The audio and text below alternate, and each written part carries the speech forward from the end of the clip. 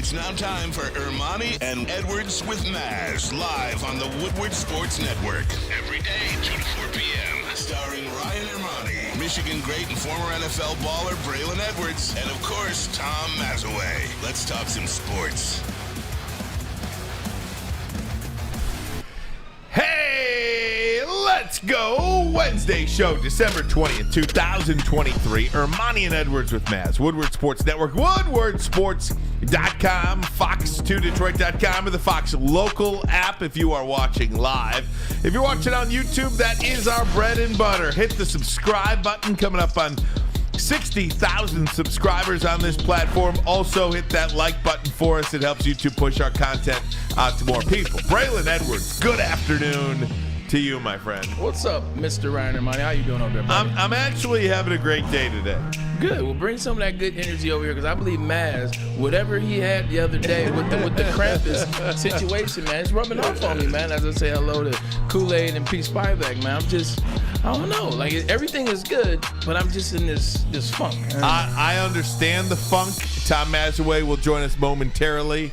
He'll be here in just a couple of minutes. He's got caught up at the doctor's appointment, and we know that if you have a 12:30 doctor appointment, they don't even want to even think about seeing you until 1:45. Yeah, I was about to say exactly, 100%. I was like, yeah, we'll see you tomorrow. No doubt about it. So Maz will be with us. Dan Miller's going to join us in about 30 minutes from now. Intern Alex, part of our Wolverine Wednesday segment, will join us in hour number 2. But Braylon, you are right. There is something about, we talked about this on Fox 2 this morning.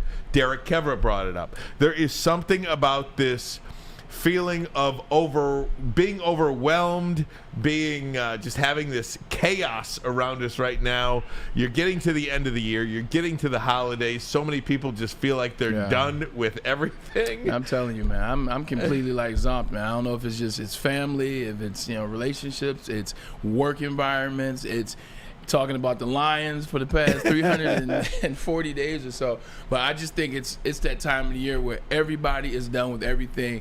Glad we got a Christmas vacation coming to a certain extent, and then we'll have Michigan playing the January 1 game. So give me the January 1, man. That's it. Give me the January 1. Get you to January 1 and get you to this week. You talk about the Lions. Like, if you're in this business, really the only thing you talk about 80% of the time is the Lions in the NFL. Everything else after that is secondary. One of the positives, and I'll make a positive spin on it, is this is one of the most unique years in franchise history. You are talking about a team now. You're going to talk about them anyway. Yeah. But last year when they're 1-6, you're sitting there, season's over.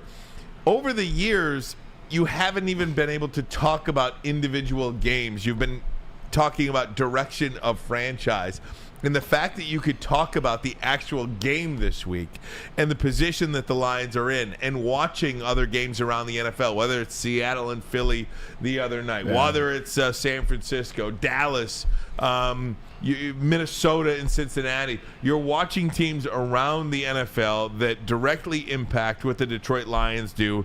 It is really, really fun.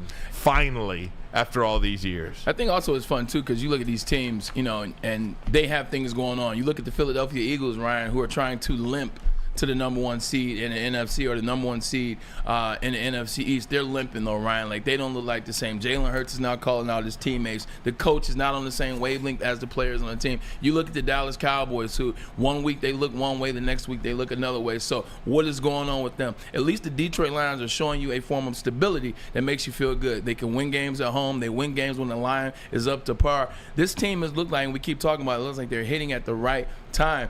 And this would be a great Christmas gift to everybody here in Detroit, especially people that have supported the Lions for a very long time. Them winning this division this week, I think they have a chance. If they win the division this week and get it. Exactly. You win the division this week. Yeah, when's the last time the Lions not have just won a division? When's the last time they sold up a division with 2 games or 3 games left in the season? And not only that, Bray, but you could speak to this. These pressure games that you play in. This is one of those pressure games that the Lions will play in. I mean, what is in front of this football franchise this week is something that we haven't seen in a number of years. The opportunity where if you win the NFC North division. You haven't won the division in 30 years. You've never, ever won the NFC North division. Your last division championship came when you were the NFC Central division champions, if you think that's how long ago it was. Tampa Bay Buccaneers were in the division. You get a home playoff game. These are all things that we haven't seen around here in a long time, and with that comes pressure. With that comes expectations. Dan Campbell talked about that pressure today at his press conference earlier this afternoon. Here's what he had to say about that. I think it's just important. It's what we talked about this morning. It's important to just stay focused on the task at hand. You know, no different we did last week. We put the work in. We were very detailed, focused, put together a good game plan. Those guys executed well, and it's the same thing here. Just focus on the job at hand. You know, don't look any farther than that, and honestly, don't look any farther than today. That's what it's about. Don't look farther than today. And Braylon, you're the perfect guy to talk to this about because you know so one of the things that you have the ability to do is you do stay in the moment, even when me or Maz or anybody else want to look ahead or want to go down this road or go down that road and what ifs. One of the maybe it's the way you're trained as a professional athlete or just as an athlete, but the ability that these guys have, professional athletes, to stay in the moment. How difficult is that? Is that just coach speak? Because there is a lot on the line. No, you know, I think the reason why I have that is because it's coaches that have instilled that in me, whether it was Lloyd Carr, one game at a time, whether it was Rex Ryan, whether it was Pete Carroll, whether it was Romeo Cornell. It's always just one game at a time. So I think I approach it from the player side as just one game at a time. This week, you're not focusing on the Dallas Cowboys, although they're close, although you would like to, because it's going to be a showdown. Right now, you have the Minnesota Vikings. Like, that's the team that's up to tar. I remember twice we're looking ahead, cost my team. Now, we still made the playoffs, but we didn't make it like we thought we were. Now, this won't be the Lions, but this is what happens. 9-2, 2010 with the Jets. We're like, man, we're going to win. Not only are we going to win the division, may get the number one seed, and MetLife, people have to come here and blah, blah, blah. Well, we went from 9-2 and we finished 11-5. And we snuck into the playoffs as a wild card. Now, we got to the AFC Championship. But thinking ahead cost us the mindset in the playoffs. Like, we were basically fighting for our lives. And another time with the Cleveland Browns, imagine getting into the playoffs with the Cleveland Browns. But going into the second to last game of the season, we're playing against the Cincinnati Bengals. We beat the Bengals. We get in the playoffs. Well, lost to the Bengals, beat the 49ers, but we didn't get in the playoffs. Control what's in front of you. And right now for the Lions, you're going up against a Minnesota Vikings team. Nick Mullins is starting quarterback. I'm not saying anything negative about this team. I'm just telling you, they're not you. They're not as good as you. You go into this game, play the way you know you're capable of playing. The game's inside, so I don't want to hear about the wind, the weather, and Jared Goff's arm outside. Maz, we'll see you when you get here. But, play the game that's in front of you. And Dan is telling these guys the right thing. When they play what's in front of them, they've won games. They're going back-to-back. They played Kansas City Chiefs. They played up the team that was in front of them. They beat them the opening game of the season. When you start to look ahead, you run into teams like the Ravens, and then the Ravens, you saw what happened in that game. So stay the course. See what's in front of you and get better on what you did last week. That's the key now. Getting better at the things you did last week. You ran the ball well. You got good push at the line of scrimmage. Your defensive line got great pressure. Only 2 sacks, but a lot of hurries in that game. Control the things you can control and just get better.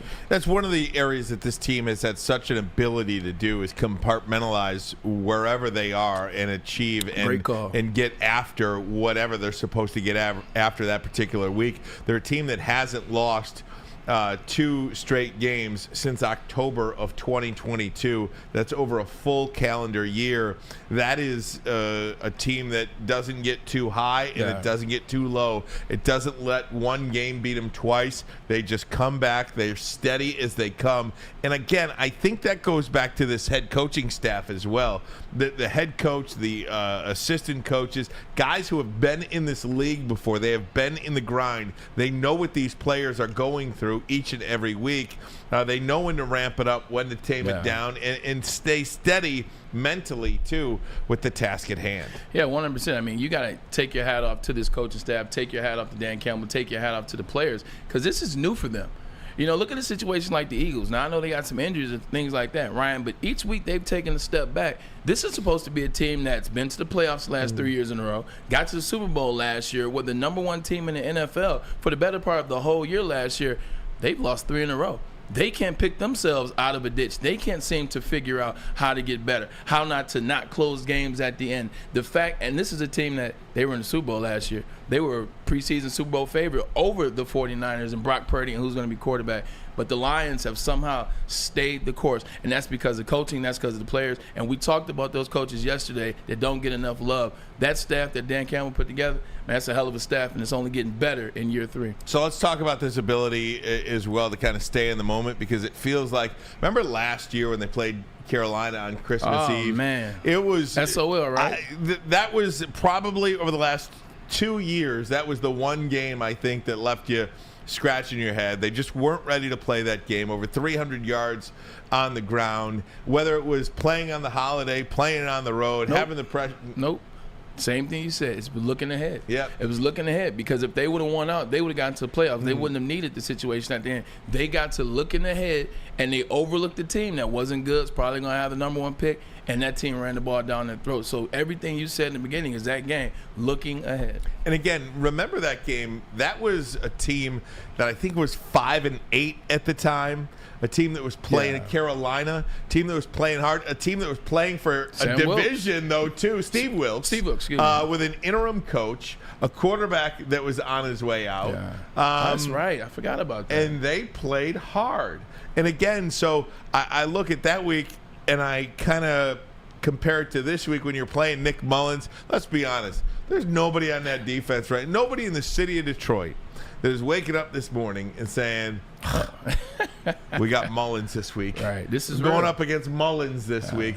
Nobody's here. But you think about weeks like last year on Christmas Eve, and you better tighten up. You better practice hard and think that Nick Mullins has the ability to beat you. I think here's a chance for Detroit Lions to show you what type of team they are. And what I mean by that, Ryan Ermanni, if they go in there and they barely beat the Vikings, yes, you'll be happy, because now they've won the division. Right. They've done what they said they were going to do. They've done what we expected them to do.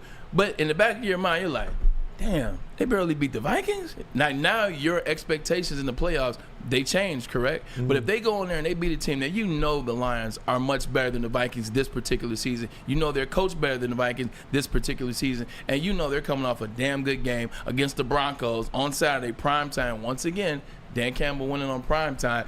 You're like, nah, I need to see a dominant game. Dominant can mean anything, but dominant needs to at least be a touchdown or more. Dominance. And just the ability to kind of feed off of what happened last week against the Denver Broncos at Ford Field. Keep that momentum going. Play your best football as the regular season winds down here in the month of December. Take it into January and see where this thing can go. This is a special, special year that this franchise is giving the people of Detroit. Coming up next, you will hear more from Dan Campbell. Talks about playing on Christmas Eve. He talks about Jared Goff and what he would like to see from Goff the rest of the year. Also gave a really personal reaction to the raised ticket prices. Oh, man. So he did comment on that. You'll hear all of that coming up next. Also, Dan Miller coming up in about 15 minutes from now. So all that and more. Maz will get here as well. But first, a message from Dispo. That's right. Dispo, Romeo, now open till midnight. Dispo's holiday extravaganza. That is right. Every Dispo location will be giving away TV and 2. That's right, a TV and 2 100 in-store gift cards. And if you know like I do, 200 can go a long ways at Dispo. Watch out now. Every Saturday it will be drawn. Pull up. You know what time it is. Dispo's your local plug. It's the best way to consume your cannabis, whether it's flower, whether it's oil. They got it all. The best brands, the best people working too. Shout out to my people in Hazel Park, by the way. Haven't been in a while, but you'll see your boys soon. Dispo's holiday extravaganza. Pull up on them.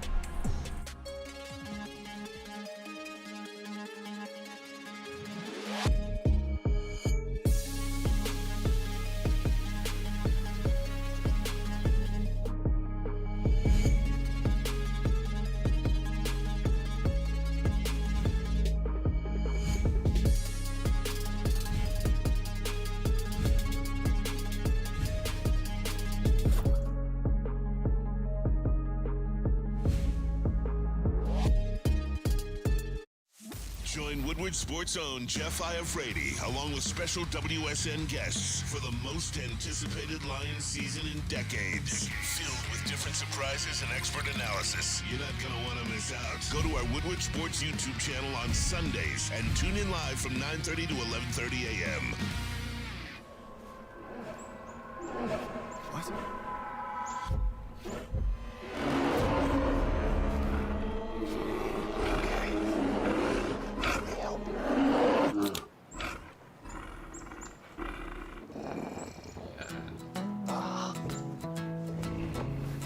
Oh, yeah.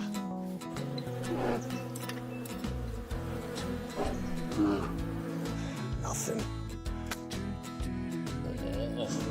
G-G-G-G-A.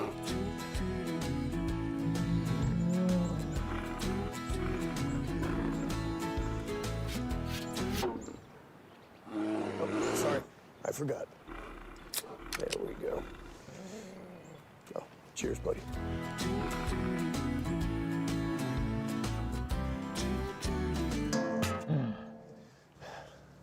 I think we need to get you a pick.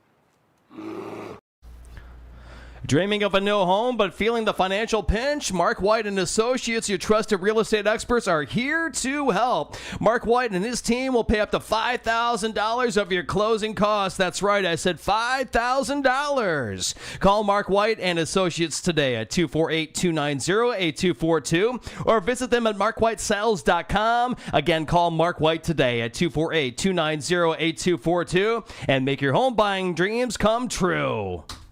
Yeah, I mean, we talk about, people are going to have families in. It is that time of year. But that's everywhere in the league right now.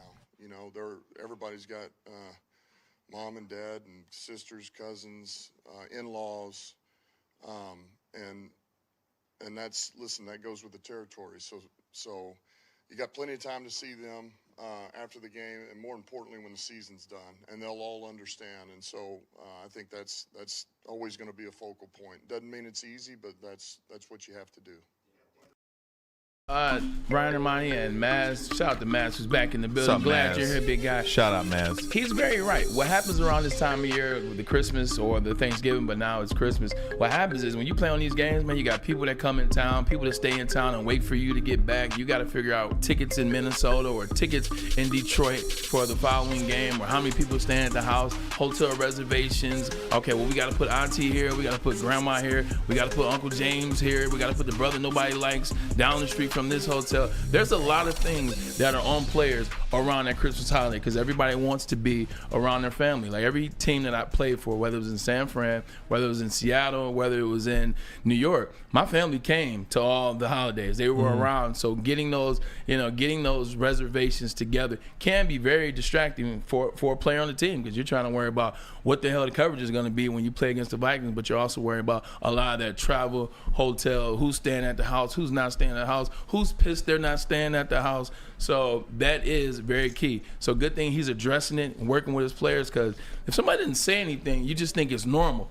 But for him to say that, give these younger players, hey, look, man, this is how it's going to be. It'll allow you to put somebody, a point person. You make somebody the point person, so you tell, hey, look, mom, your job is the family. Shout out to mom, because she know this was her job when I played. Mom, this is your job. You take care of the family. You take care of all this. Let me focus on football, so that way everybody can have a real nice Merry Christmas with a W. It's so funny you said, because this is a younger team, and part of learning anything, experiences, learning whatever, is having the ability to communicate. Yep. So you got the coach out there talking about Christmas Eve and Former knowing player. Yep. and knowing what it takes for families and what they'll go through and what players will go through on Christmas Eve. They want their families. They want to be around.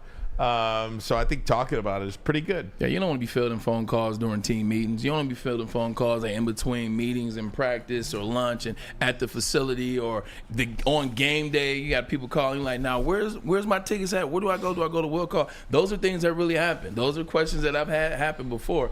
Here's a funny one about my dad. It's not Christmas. My phone went off in a team meeting. I think I've told this before. Lloyd Carr. This is my freshman year. Just got a cell phone, playing against Minnesota. Phone goes off, right? In-team meeting, Lloyd's talking. I ignore it the first time. The team does everybody does that to try to cover it up. Oh, my God. That's so funny. But, you know, it went off again. It was a Nokia ringer, and it went off again. And at that time, everybody was like, look, we tried. And so he kicked me out of the meeting and I had to get outside. It was Dad calling about tickets. Come on, you know better than that, Stan. But just those are the type of things that you don't want to have to deal with during the Christmas holiday. You should be focused on the Minnesota Vikings. Let the mom, let your father, let your older brother, let your older sister. There's a point person to deal with these things. You settled? Oh, I'm in. You in there. How about when you're running late, Oh, really the late, worst. and then there's no parking? Everything, yeah. Around the block twice, then I go all the way down, have to go across the street you into talking my to the secret king? lot. Yeah. My secret lot. No spots in my secret lot. The secret lot Not so is secret. It's gone now. It's been secret for 3 years. It's not secret anymore. One guy was going out. I was able to get in, and then barely, of course, crossed the 12 lanes of Woodward to get here without getting hit. The Grand Prix. I'm still trying to get hit lightly so I can, just call it quits. Are you trying to pull a Tracy Morgan? Yeah. You hit by the Amazon truck, get 98 just get tax-free hit. dollars. All I want to get is to get hit. It took him like 3 years to get back regular, though. My friend got hit like 20 years ago. He got hit. He's a police officer in No North kidding. Bergen. He got hit by a bus, which is the best thing that ever happened to him. He was okay, and he collected it. He got retirement, and he's got his own business. I'm really looking just to get hit by a golf cart, maybe. Wow, we might hope have to- not. you No, might no, have I to- hope so. You might have to stick a hip into it, man. Yeah, You might maybe. have to- a little hip like on I gotta do a hit something. on a hit pitch. You Let's do something. want to weigh in on any of this Lions conversation we're having, playing on Christmas Eve, playing under pressure? Oh, yeah. All of that? Yeah, I'm good. Okay, great. Welcome to the show, man. Thanks, buddy. Par for the course. We expect nothing less. Let me play this for you. Go Lions. This is Dan Campbell talking about Jared Goff. Okay, so one of the things that we noticed with Goff was no turnovers this week. He had 5 touchdown passes, 3 turnovers the week before, 3 the week before that, 4 a couple of weeks earlier than that. This team has been turning the ball over. Jared Goff's been turning the ball over at an alarming rate, but 0 last week. And I think one of the things about this team is, as Jared Goff, this offense is going to go to. Here's what Dan Campbell said about Jared Goff and what he wants to see from Goff moving forward. I think really the most important thing is, man, cut it loose. That's the message. It's not the other way. Because I go back to this. He's one of the biggest reasons we're sitting at 10 wins right now is him playing loose and, man, just trust what your eyes see, play the progression, and throw with conviction. And that doesn't mean something bad may not happen. I mean, something may happen. That's life in the NFL. We got to find a way to overcome it. But we sure don't want him tightening up and worrying about all that. So just go out like you did last week, put the work in, and cut it loose. That's a good point by Dan Campbell in terms of not putting pressure on Jared Goff. Like, look, let's call a spade a spade. I haven't used that one in a while, right? No, way to bring it back. I got to bring it back, man. I see Cam Newton, other people using mine, so I got to bring it back since I'm the OG. You need thing 1, thing 2. There you go. Oh, my God. You're absolutely correct. But Jared Goff can and maybe has put a lot of pressure on himself this season. I mean, think about all the talk we've had all year. Is Jared Goff the guy moving forward in the future? Is Jared Goff the guy that's going to be a quarterback of the Detroit Lions? Is Jared Goff worthy to get to the extension? And I think in certain moments, Jared's probably pressing. The Baltimore Ravens game, probably pressing. The Chicago Bears game, probably pressing. There's some games in there where you see him probably pressing because, one, he knows he's got a good team. He's the leader of this team, and he wants to lead this team into the forefront. He wants to be the guy to win the division, which they're going to do, and get to the second round of the playoffs, maybe even the third, and then go from there. He's putting pressure on himself. Every throw has to be a perfect throw. Every play has to be the perfect play. And you can see that come into play a couple times this season. Look, Jared, at the end of the day, if the play is not there, take the sack. Throw the ball away. Do the things that you were doing at Cal that made you the number 1 pick overall, the things that got you to the Super Bowl in 2017, and the things that we've seen you be exceptional at the last 10 games of last year and turns here this season. Just be the guy that we know you can be. Don't put excess pressure on yourself because you don't have to. You got a team full of guys that play for you and play for Dan Campbell, whether it's Sam, whether it's Gibbs, whether it's Reynolds, whether it's Amon-Ra St. Brown. This is a team that is exactly just that. They're a team. So if Jared goes into the rest of the season, Don't put excess pressure on yourself. Let next season be like next season. Let the off season be the off season. Just go in there and be the guy that we can depend on, that we've seen in great spurts, not just spurts, great spurts. He's indoors, right? The rest of the year. The only way he's going outdoors is if you have to go on the road the second or third week of the playoffs. Don't worry about that now. Get your 3 wins. Try to get that number 2 seed. Get your 1 win. Your offensive line protecting get you. your 1 win. Absolutely. Keep that O-line healthy. Just stay back there, and you got so many weapons, man. He's third, right? Tied for third, 26 touchdown passes. He's in good company. He's in good company. And just the idea of, Jared Goff cutting it loose a little bit. Brock Purdy, Tua Tagovailoa, C.J. Stroud, Lamar Jackson, Dak Prescott, the only quarterbacks with over 400 pass attempts that have more yards per attempt than Goff. Purdy leads that with 9.8 yards per attempt. Then Tua at 8.5 and so forth. Jared Goff 7.4 yards per attempt. That's good company. That is good company to be in. That's damn good company. And think about it, they had a better running attack than all 4 of those guys you named that weren't Jared Goff. And that's what they got to lean into the rest of the season in the playoffs. We've seen it. We've seen how they've had success. We've seen them at the beginning of the year go 5-1. A lot of that was what? They used the run to open up the passing game, get Salem Laporta started early on in the year, and Amon-Ra St. Brown. And then we've seen the last couple weeks, you got to run that football. Because running the football does what for Jared Goff? He opens everything It opens up for him. It relaxes him. He gets calm, and he's throwing strikes. You watch the strikes that he threw last game against the Broncos. Every throw was exactly where it needed to be. Every throw was exactly where you draw it up and design it to go. So you get to running the ball with Jahmyr Gibbs, David Montgomery. That's going to help Jared Goff out. You want him to be as smooth and as comfortable as you can going into the rest of the season and the playoffs. When he's good, when he's on like he was last week, I mean, it's just, you say to yourself, how can you even get better at this position? Yeah. Because he's so good. When he's good, he's so good. Requires everything around him, right? But that's most guys in the league. This is true. Brock Purdy, the quote-unquote MVP of the league. Everybody wants to give him the MVP. Didn't really elevate anybody's play when his best guys were out. I mean, it's not a knock. It just is what it is. It's hard. It's hard to see this guy when he's that good that you want to wish somebody else into that position.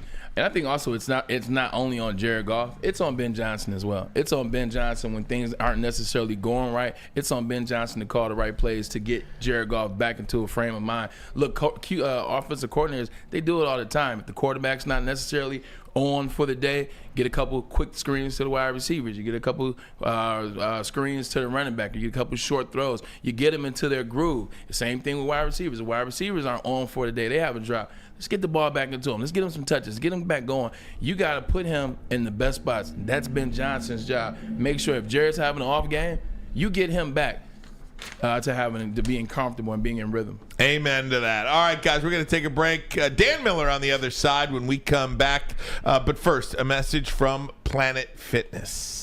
And Planet Fitness is the home of the judgment-free zone where anyone, and we mean anyone, can feel comfortable and work on their fitness goals. At Planet Fitness, you will experience a squeaky clean gym that has tons of equipment, a full-body workout in just 30 minutes, and all memberships include fitness training. You get all of this for just $10 a month, no commitment. No matter where you are, there's a Planet Fitness close by. There are more than 50 in Metro Detroit and thousands more throughout the world. And now over to Maz for his live read, baby.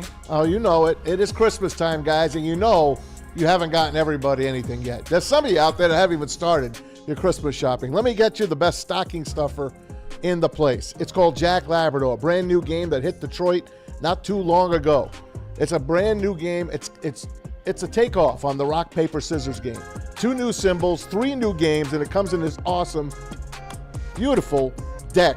That's right. Get your deck right now. Hit that QR code right now, or go to jacklabrador.com. You know what it is. I'm not kidding you. Woodward Sports and Jack Labrador, a great combination for your Christmas. At work, and at home. We're there with smarter security solutions, featuring complete automation with customized alerts and more. For over 90 years, we've been the company that's been counted on to protect what matters most, all with personalized service and care. Right now, for a limited time, receive a free video device plus free installation with a new home system. Guardian Alarm. We protect Michigan. Woodward Sports' own Tom Mazaway and Sam Stick Day will be hosting our Lions postgame show after every Lions game all season long. Tune into the Woodward Sports YouTube channel for his hot off the press takes, game analysis, and Kool-Aid sipping celebrations. You won't want to miss it. Join Maz, Stick, and special guests each week immediately following every Lions game, exclusively on the WSN YouTube channel. Your home is your most important asset. Flexibility in the sales process is key. When you work with Mark White and Associates, you can cancel at any time, for any reason, without penalty. Speaking of flexibility, check this out. Who you work with matters. Hire the best broker in the game.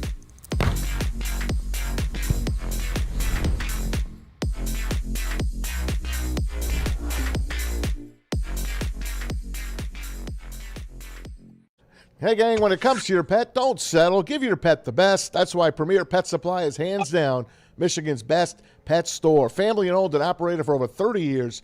13 Metro Detroit locations, over 60 brands of food at the lowest prices available, and curbside delivery as well. Give your pet the best. Do not settle for less. PremierPetSupply.com. Hey, everybody. Welcome back. Ryan Ermanni, Braylon Edwards, Tom Mazaway. Almost forgot your name over there, Maz. I apologize for that. It's okay.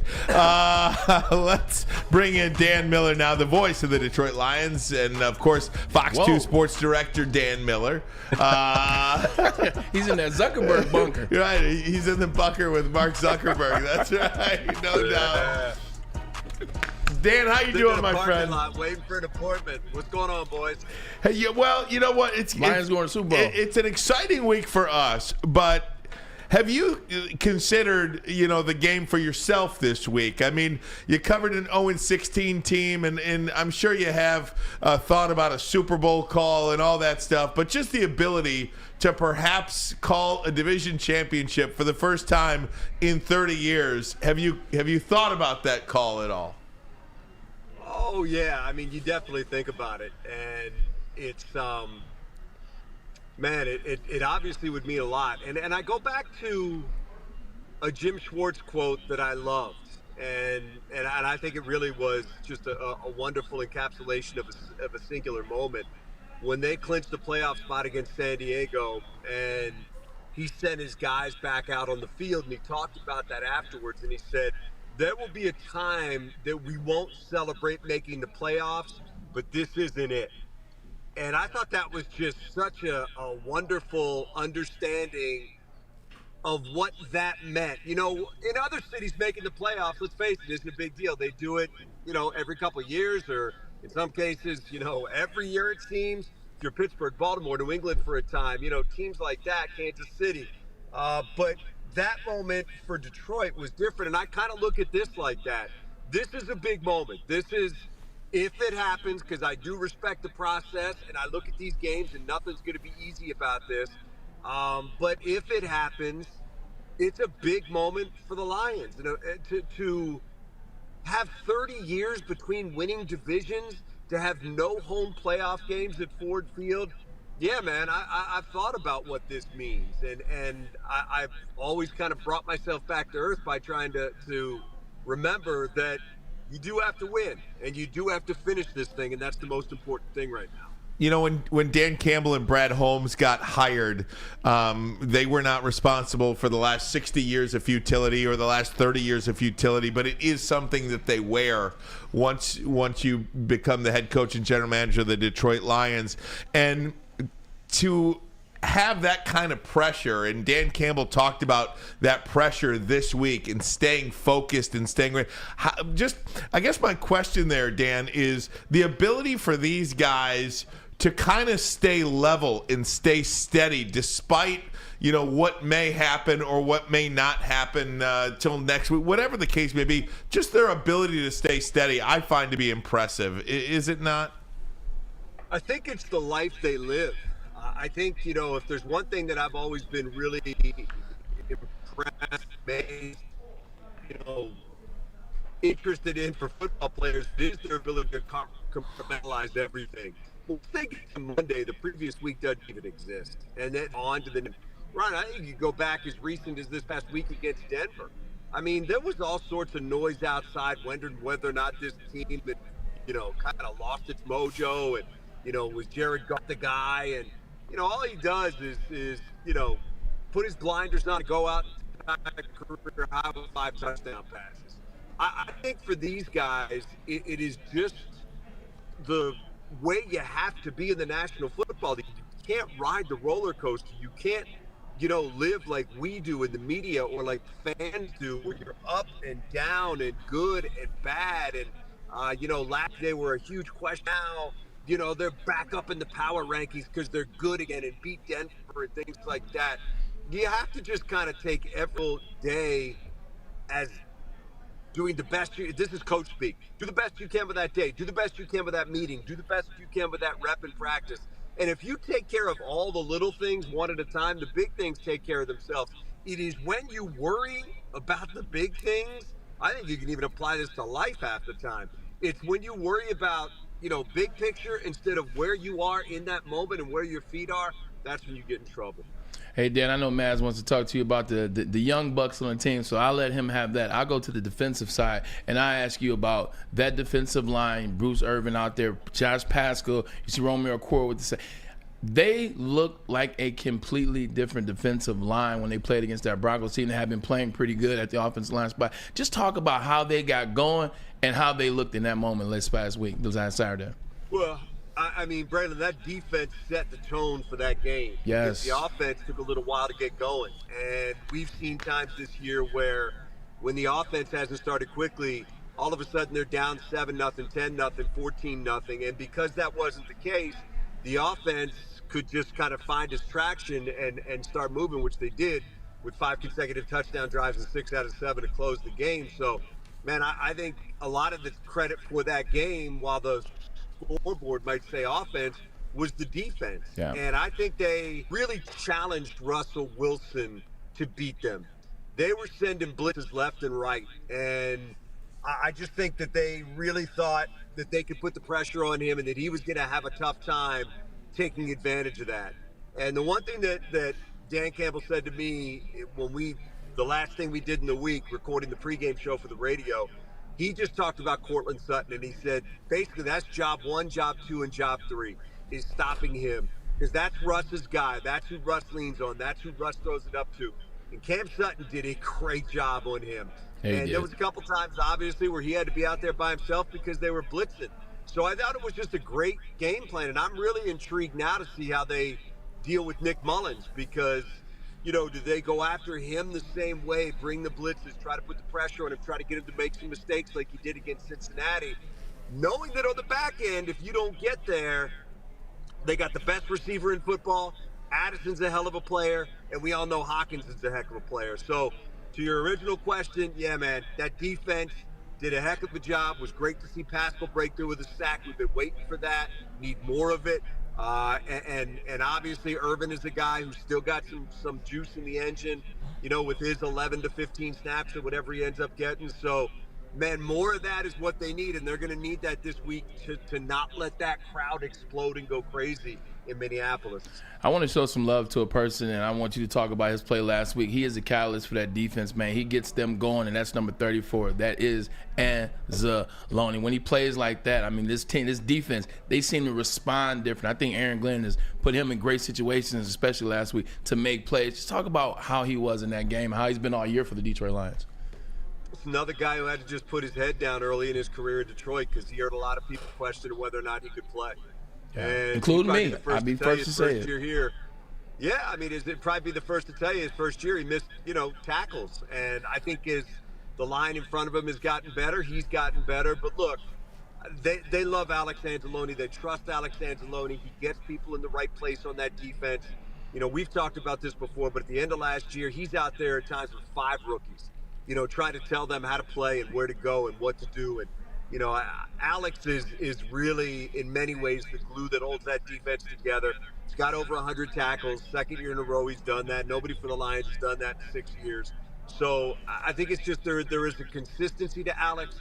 I think he has gotten significantly better. And most of what I think plagued Alex in his career was staying healthy and being able to remain on the field. And he's been able to do that. He's faster than you think he is.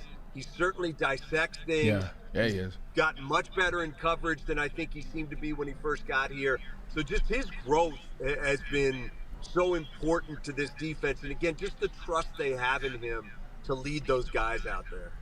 Dan Miller joins us, as he does every Wednesday. Lions, of course, radio voice and the sports director of Fox 2 here in Detroit. Dan, I want to talk about the new guy. I haven't seen this guy. Iffy Melifonwu. I mean, is he a new guy? Did we just get him? I mean, what the hell was that? Hey, man. Yeah. If I told you they picked him up on waivers, would that make you hot? Yes. Where'd we get him? Hey, look, biggest thing for Iffy has been he just hasn't been able to stay healthy.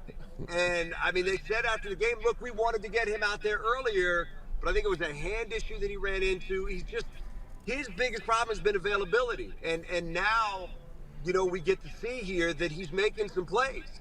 And he's got some physical size out there, too, guys, that just makes a difference. And I think it's going to be real interesting to see what they do when C.J. Gardner-Johnson comes back.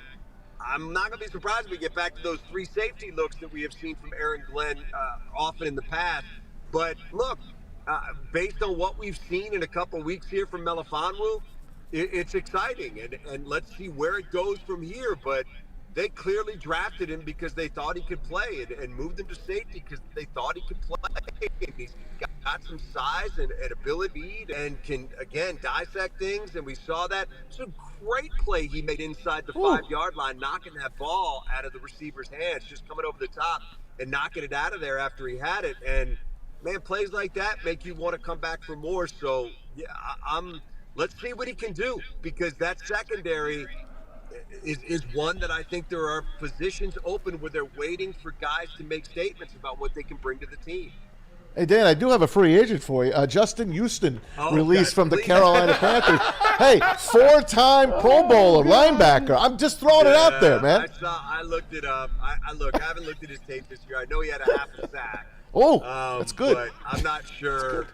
I'm not sure what's left in the tank for Justin Houston or where he'll go, but he says he wants to go to a contender. Look, I'm sure every team, including the Lions, is breaking down every rep he's had this year to see if there's anything out there. Because let's face it, guys, if you're a pass rusher and you can give a team 2-3 good reps a game out of the 12 to 15 sacks you get, they're going to take it. So, I just don't know what he's got left at this point. That would be the big question. We haven't seen Tyson Alualu yet. We don't know what's going on with him, if he's going to get anything going here this year. And then I'm glad to see Isaiah Buggs back. Can you leave him in there now, please? Well, I mean, obviously with Aleem out, they've got some issues inside, and Benito was a little bit nicked up during the week last week. So they gave Buggs an opportunity to go in there and make some plays. He scooped up the ball and took off down the field. So, I mean, that's all good stuff. The best thing, obviously, is if they could get Aleem back here in a couple weeks when he's eligible again. But, as far as Tyson, I mean, I think when guys come in, and they did this with Irvin off the street, they haven't been playing, you just got to give them time to figure out, A, what they have, and B, just to get back into football shape. Because the worst thing you could do is send a guy out there when he's not ready. And then you're going to end up with an injury, and it's not going to do anybody any good. Hey, Dan, last one. On draft night, there was a little bit of criticism for Brad Holmes and the way this thing went with picking a first-round running back, passing on Bijan Robinson. But Jahmyr Gibbs and Sam Laporta, the first rookie duo in the NFL since 2006, when Reggie Bush and Marcus Colston had 8 touchdowns. These two players, where would this team be without those two guys, Laporta and Gibbs? I mean, my goodness, they are performing like all-pro veterans. Yeah, they wouldn't be where they are in all likelihood without those guys because, you can't put a price or find an easy replacement for the kind of production that they've gotten from Laporta and Gibbs. I mean, 5 touchdowns between them in this game. First time 2 rookies have combined for 5 since the Chargers did it in 1974, which, by the way, I looked up. That was 5 different rookies that scored for the Chargers that day, which was insane to me. So I was trying to think, who was the Charger rookie in 1974? But it was 5 different guys. But look, Wes Ryan, Chandler. It's I think it was before West, but it was that was. I looked him up and I didn't recognize Charlie Joyner. I'll tell you that. I think Charlie might have already been, but I don't remember that being one of the names. The receiver Joyner. I don't remember that being one of the guys. But you can look it up. There was only one game all year where they scored enough to score 5 touchdowns, and that was the game where it was 5 different guys that scored in that one. So, but to your point, Ryan, look. We love to take victory laps when things in the draft go well and probably ignore when things don't go well. But, yeah, there was massive criticism that night in particular. People wondering, did Brad Holmes have any idea how a draft is to work? I mean, people questioning whether he knew what he was doing on Twitter. And I get it. And look, everybody, it's the biggest thing in sports where everybody can be an expert. And it is that night that is given to wild opinions. And look, there are still people that would tell you that he was crazy to draft a running back at number 12 overall and all those things. But for right here and right now, these guys have been really important to the Lions. And Gibbs looks like exactly what they thought he was going to be, which is a weapon. Not a running back, but a weapon. And a guy that they can utilize in a lot of different ways. And look, I think they feel great about this draft class. It's what he said that night. They draft guys that can come in and play for them and that are going to play a role for them. And these guys are. Could you make a case for Carter and what he's done for Philadelphia? Of course you could. And you could make a case for probably other guys as well. But I think the Lions feel real good about what they did in bringing those guys in, because that production right now, Gibbs over 1,000 yards, Laporta up there with the best tight ends in the league in terms of production. Man, you just don't necessarily expect that from rookies, but they've got it. Maybe Gary Garrison, Bo Matthews, and Don Woods. Maybe.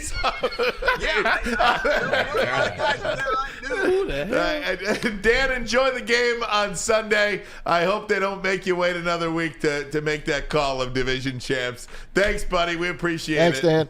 All right, boys. Appreciate you. Thanks. You got it. Merry Christmas as well. Merry Christmas. Merry Christmas. Wow. Remember that call? Oh, man. That's awesome. And again, download that Fox Local app on your smart TV, Roku, Fire TV. You can watch us on that Fox Local app each and every day. We are going to take a break. When we come back, more Lions talk. We also have cap or no cap. Lots to get to today. We'll talk Michigan as well at 3:30. But first, a message from the Hamlin Pub. Have you ever wanted a bar where you're a regular? We have just the place for you. Head to one of Hamlin Pub's 7 locations and experience where everyone's a regular. Whether you're enjoying half-off pizza on a Thursday or game day specials available during all Michigan sports and NFL games, Hamlin Pub is the place. Visit a location today and experience your new favorite pub for all things sports. Have you ever wondered where all the finest restaurants get their steaks? It's Fairway Packing Company, providing Michigan restaurants, hotels, and casinos with prime beef for over 60 years. But now you can buy these cuts of meat for yourself at the Steak Shop by Fairway Packing Company. Prime porterhouse, A5 Japanese New York strip steak, dry-aged Wagyu beef tomahawk.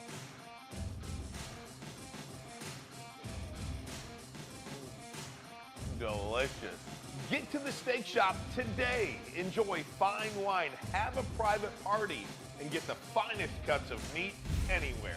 The Steak Shop on Mack Avenue in Grosse Pointe Woods, or order online, fairwaypacking.com. Any Lady Jane's Haircuts for Men for an award-winning haircut experience from one of our talented stylists, and register for a once-in-a-lifetime opportunity to win an all-expenses-paid suite for the 2024 NCAA tournament for you and 5 of your best buds. That's right, college basketball's most elite event. You and your 5 best friends just get to any Lady Jane's today for an award-winning haircut experience and automatically register to win the trip of your dreams. Lady Jane's Haircuts for Men open 7 days a week. Walk in anytime. Lady Jane's, it's wicked awesome.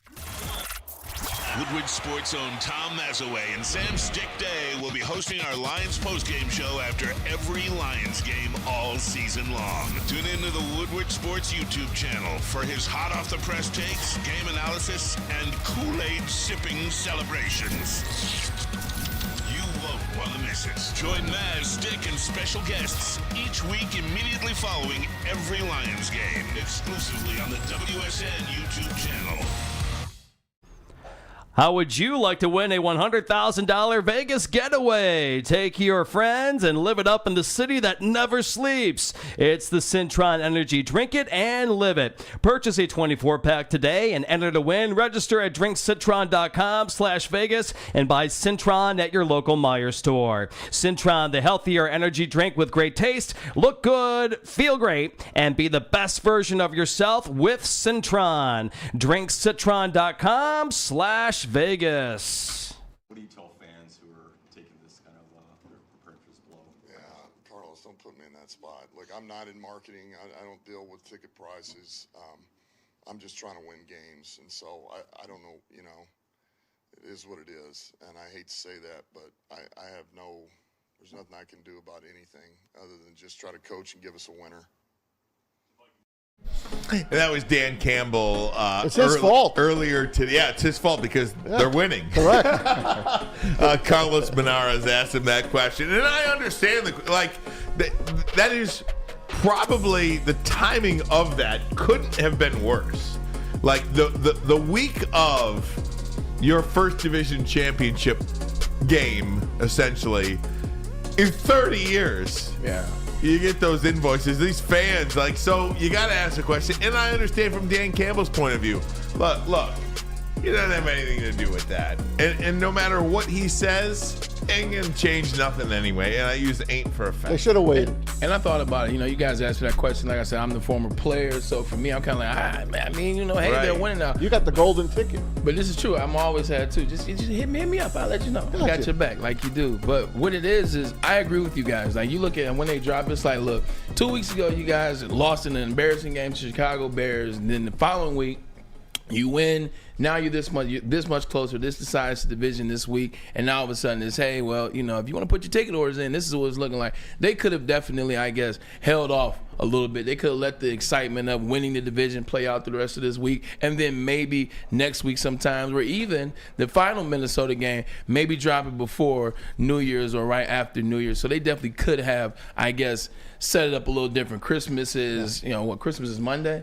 Yeah, Christmas is Monday, so I would actually agree with the fans that when they dropped it, could have been a little better. Maz, let me just tell the chat, some of the people saying they couldn't hear the audio on that. What Dan Campbell says, guys, what do you want me to do about it? There's nothing. I'm just trying to win games. I got nothing to do with the marketing or the ticket prices or anything like that. I'm just trying to win games. That's all he said. And I thought it was a great answer. And he is. Yeah. Here's the kicker. What's the highest percentage that the tickets went up that you've heard so far? 165%. Okay, that's disgraceful. That's disgraceful. That's the highest one I've heard. That's horrible. Yeah. If that's true, that's freaking horrible. I don't know if that's mostly I've heard it like 80% or 80's whatever. bad. Yeah. 50 max. Right. 50. Win a damn playoff game or two, then you could go to maybe 75. Maybe. I mean, I know you were in the bottom third of the league for prices. I get that. Yeah. I live here. I know. But to go up 80% or double that, that's gouging. No wonder it didn't come with a letter from Rod Wood. No wonder it didn't come with a letter. That's not good if that's true. And I hope it's not true. Maz, you and Ryan would know better, so I'm asking you guys this. Is it based on when they're looking at certain people in terms of what they're going to go up, is it based on how much they pay? Is it based on them knowing who these people are? Is it based on them knowing? So. This is what I think. I think the cheap seats. This is what I think. Are easy to push the money to push up. This is what I think. I think these people are much smarter than we are when it comes to this stuff. They've got analysis. Yeah. They've got algorithms. They've got they've got all of these numbers and all of these charts that show what they believe people will pay. Based on a 9,000 seat wait list, based on the market we're in, based on what people make in Southeast Lower Michigan. They've got all of that analysis. Well, they haven't come to my house. Well, you're not a season ticket holder. I used to be. Well, you're not anymore. I would have had to leave, get rid of my tickets. And I know. And the problem with that is if you are going to leave your tickets, okay, somebody is going to buy them, and that's That's just the harsh reality. I know. And when someone gets fired from a job, there's going to be someone to replace them. That's right. Yeah. And there's going to be a guy to replace them at probably a cheaper price. A cheaper price. Right. But it just bothers me that the percentages are what they are. I really better see something from the marketing department to tell me exactly what. I don't want to know upper tier. If they were $75 a seat to begin with, and if now they're $150 or more, that's gouging. And again, Justifan says they have a 6,000 person waiting list. I don't know what the person is. I have the seat, 9,000 seats waiting list. So like maybe one person wants 4, one person wants 2. Exactly. Whatever that breaks down to. It doesn't look good. It's not good. Yeah, just because you get these data brokers and they understand what a guy makes or what a person makes or what a woman makes or insert identity here, what this individual makes. They can look at a guy like Chad Johnson and say, we're going to bump him up 75%. Right. So that was my initial question. Did it kind of look at the individual or is it the seat?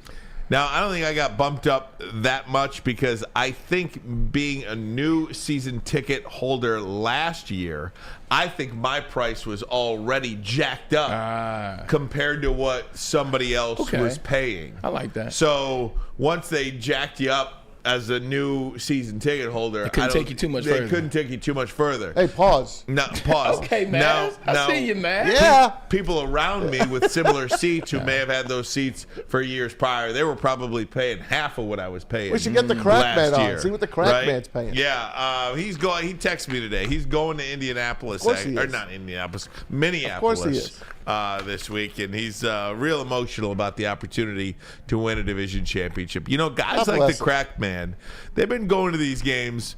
Just forget about 1957. They've been going to these games the last 30 years.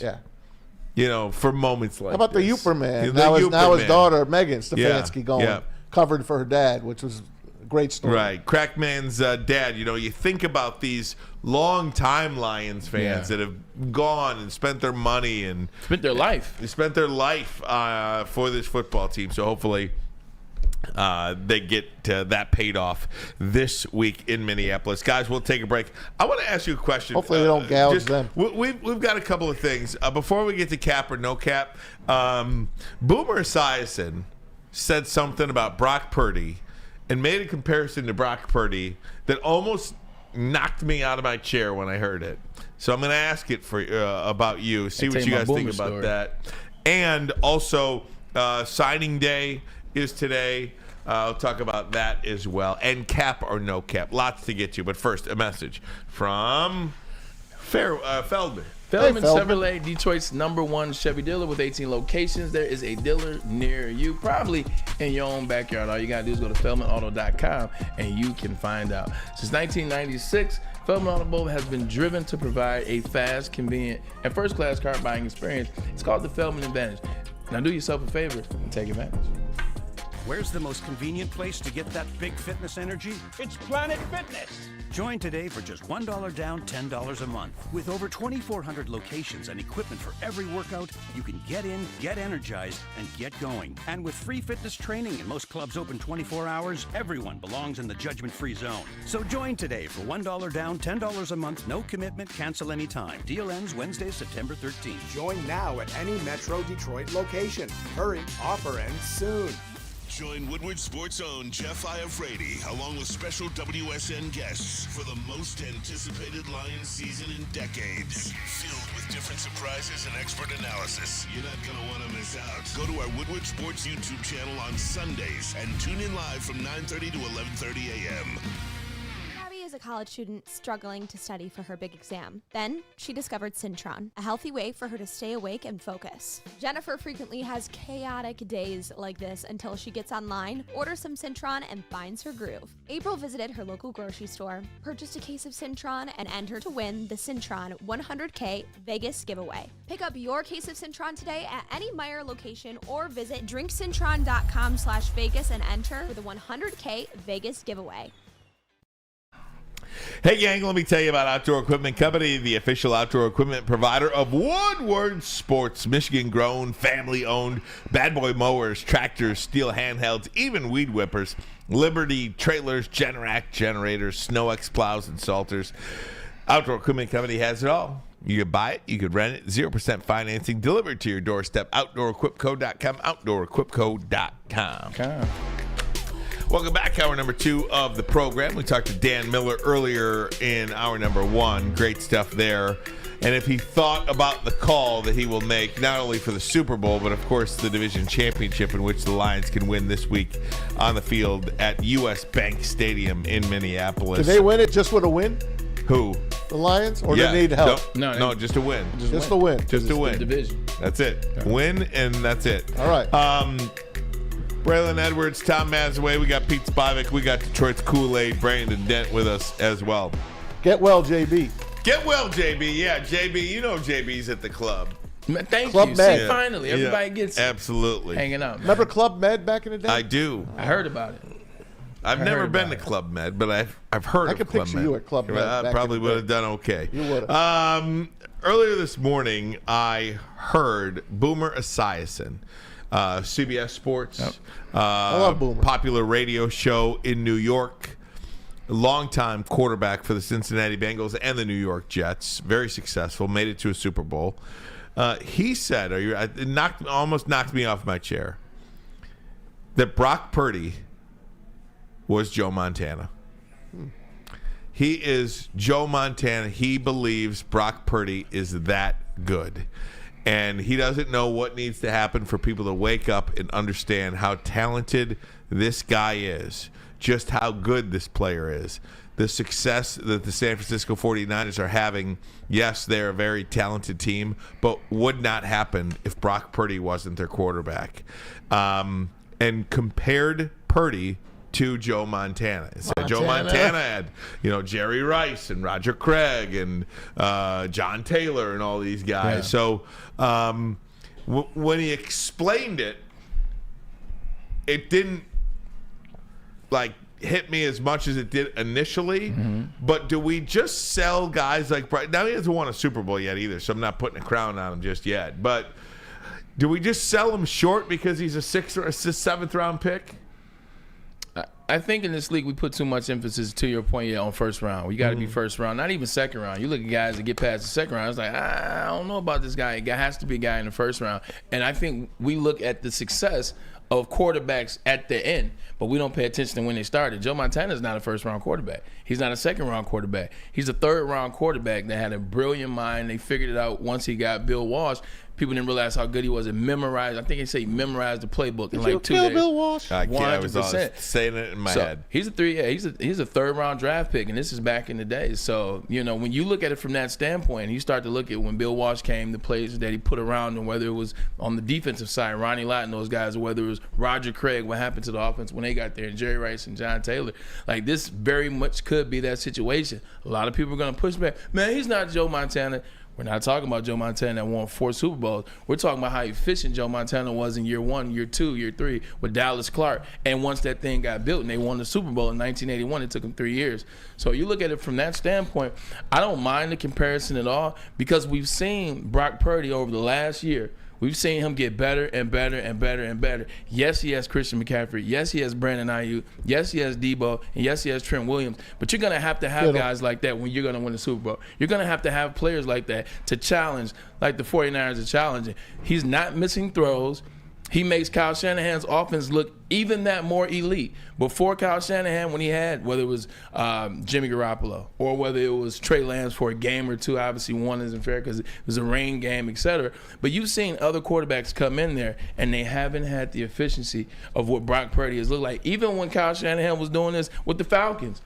Matt Ryan didn't necessarily look as elite as Brock Purdy is looking in this particular offense. So I don't think it's fair. I think what you're looking at is Joe Montana, as they said in Waterboy, from 79 to 81, and you're looking at Brock Purdy from 2022 to 2023. We're not looking at Joe Montana after you already have 4 chips. So looking at it that way and being objective, I don't see a problem with the argument, because not only does he not miss throws, Maz, am I lying? He makes that offense better. He does. He looks so good, so comfortable, and he saved that team. They gave up 3 first-round picks for Trey Lance, and they pull this guy out of the heap. He is Mr. Irrelevant, the final player taken in the draft, thanks to quarterback coach Brian Greasy saying, hey, I watched this guy. I did some of his games. Take a chance on him. That's why they took him, guys, because he was going to be an undrafted free agent. And he was going to go. There were like 3 other teams that wanted him to come in as an undrafted free agent. And I've said it on this show before that he is the next Tom Brady. And what I meant by that is he's the guy that was overlooked in the draft. And Braylon said it. Joe Montana, 3rd-round pick that year at Notre Dame. He won that Cotton Bowl for the Irish when he had the flu. Had like 103 fever. He was playing that game. Never forget it with Lindsey Nelson on the call. Nonetheless, this kid has got it all. I'm all in on Brock Purdy. I think sky's the limit for this guy. See, it's little things, and I'll make one play, Ryan, because I know you have something to say. No, yeah. Just one play. Jimmy Garoppolo, Joe Montana, insert quarterback that Kyle Shanahan has had with the 49ers. They couldn't do this one specific play. Remember the one I bought it where I said Christian McCaffrey caught it, fell down, and still walked in the end zone, and nobody was around him? What happened first? Brock Purdy had to spin out of a potential sack. He had to spin out of alive. He stayed out. That's Brock Purdy. Now, once he got it, then Christian McCaffrey is exactly where the play was designed. But Brock Purdy spent out of a play that should have been a sack, but he has just enough mobility to make the – and it was him that made the decision. Spin out, boom, keep the play going. Still looking down the field once he spent out. A lot of times, guys, when they're spinning out, they just want to spin out and get away from the rush. And so they're looking to not get hit. He spent out, eyes down the field. He makes the throw. That's Brock Purdy. That's not because of the offense. So I think you look at things like that, you got to give this man some credit. CMC, amazing year. Debo Samuel, he's definitely the heart and soul of that offense and that team. We know that. But don't disrespect Brock Purdy, because that play right there showed me a little something. And honestly, last year, we just have no idea how it would have played out if he was able to be healthy in the NFC Championship game against Philadelphia. I'll tell you how it would have played out. They would have won. Yeah. I mean, it's hard to argue, right? I mean, the game was 7-7 in the second quarter. And then the quarterback went out. You got nothing left. Yeah. You know, I mean, you got nothing left after that. You got Debo Samuel and Christian McCaffrey and CMC played quarterback. Yeah, I know. It's just it's pretty incredible what happened. But yeah, I mean, he's a good player. He's a good player. I mean, I took him more for than granted. good. I took him for granted myself. You know, I said San Francisco is not a team that scares me because I thought the quarterback was. I'm just waiting for the guy to make a mistake. I'm just waiting for him to miss a throw an interception, fumble a snap, do something that's going to cost his team the game. And again, you can make fun of the game manager tag all you want. That's what the job entails. Manage the game. And you know right? you know what doesn't get enough credit in managing the games, and I heard this and I think about it like, wow, that's right. When you're managing the game, Ryan and Mike, from the quarterback's perspective, you're not just managing not throwing interceptions. You're not managing not fumbling the quarterback snap, not fumbling the football. You're managing personalities. Mm-hmm. You're managing players. You're managing time, the clock. You're managing the head coach. You're managing a lot of things that go on and off the field, especially in between the hashes on game day. You're not just managing if I throw an interception or if I don't, or if I fumble a snap or if I don't. I think you're managing where the ball needs to go, who needs to get involved, who doesn't feel it right now. Like Paul's like, it's just you're managing a lot more than people think. Being a manager of the game, I was like, oh, not fumbling and throwing interceptions. There's a lot more that comes with being a quarterback and being a game manager, as they say. Just while we're talking about San Francisco, who is their biggest challenger in the entire NFL that you think? Because San Francisco is here, and everybody else I think is a notch below at least. The team that beat the Lions 36-6. Baltimore. 38-6, excuse me. Yeah. You think Baltimore? It's Baltimore. It's Baltimore because their defense is just as good as the 49ers. Some would say better, not me. But their defense is second in the NFL. They're a notch below. You look at Lamar Jackson. They have a running game now. That was the thing the big thing with the Ravens was always not being healthy in the playoffs. Either Lamar Jackson wasn't there or no receivers, 3 running backs out, left tackle out, and they limped into the playoffs. Well, this is the healthiest that the Baltimore Ravens have ever been. Lamar Jackson got his money. He got his wide receivers. Hell, Odell Beckham looks like he did in the Super Bowl run with the Los Angeles Rams. I think they're his best. I think that the Ravens are their best competitor. I still think it comes from the NFC, guys. And I know Dallas just got whitewashed last week, but I think the Dallas Cowboys could give them a game, a big-time game. But you know what? It'd have to be on the road, right? And I know they handled them early in the year. They're a different team. I know they handled them at the beginning of the year. I know that. Man, if they got them in Dallas, which they're not gonna, it would be a different game. I still think Dallas, even Philadelphia, would have a better, much better game than they had the first time around. I still think it comes from the NFC.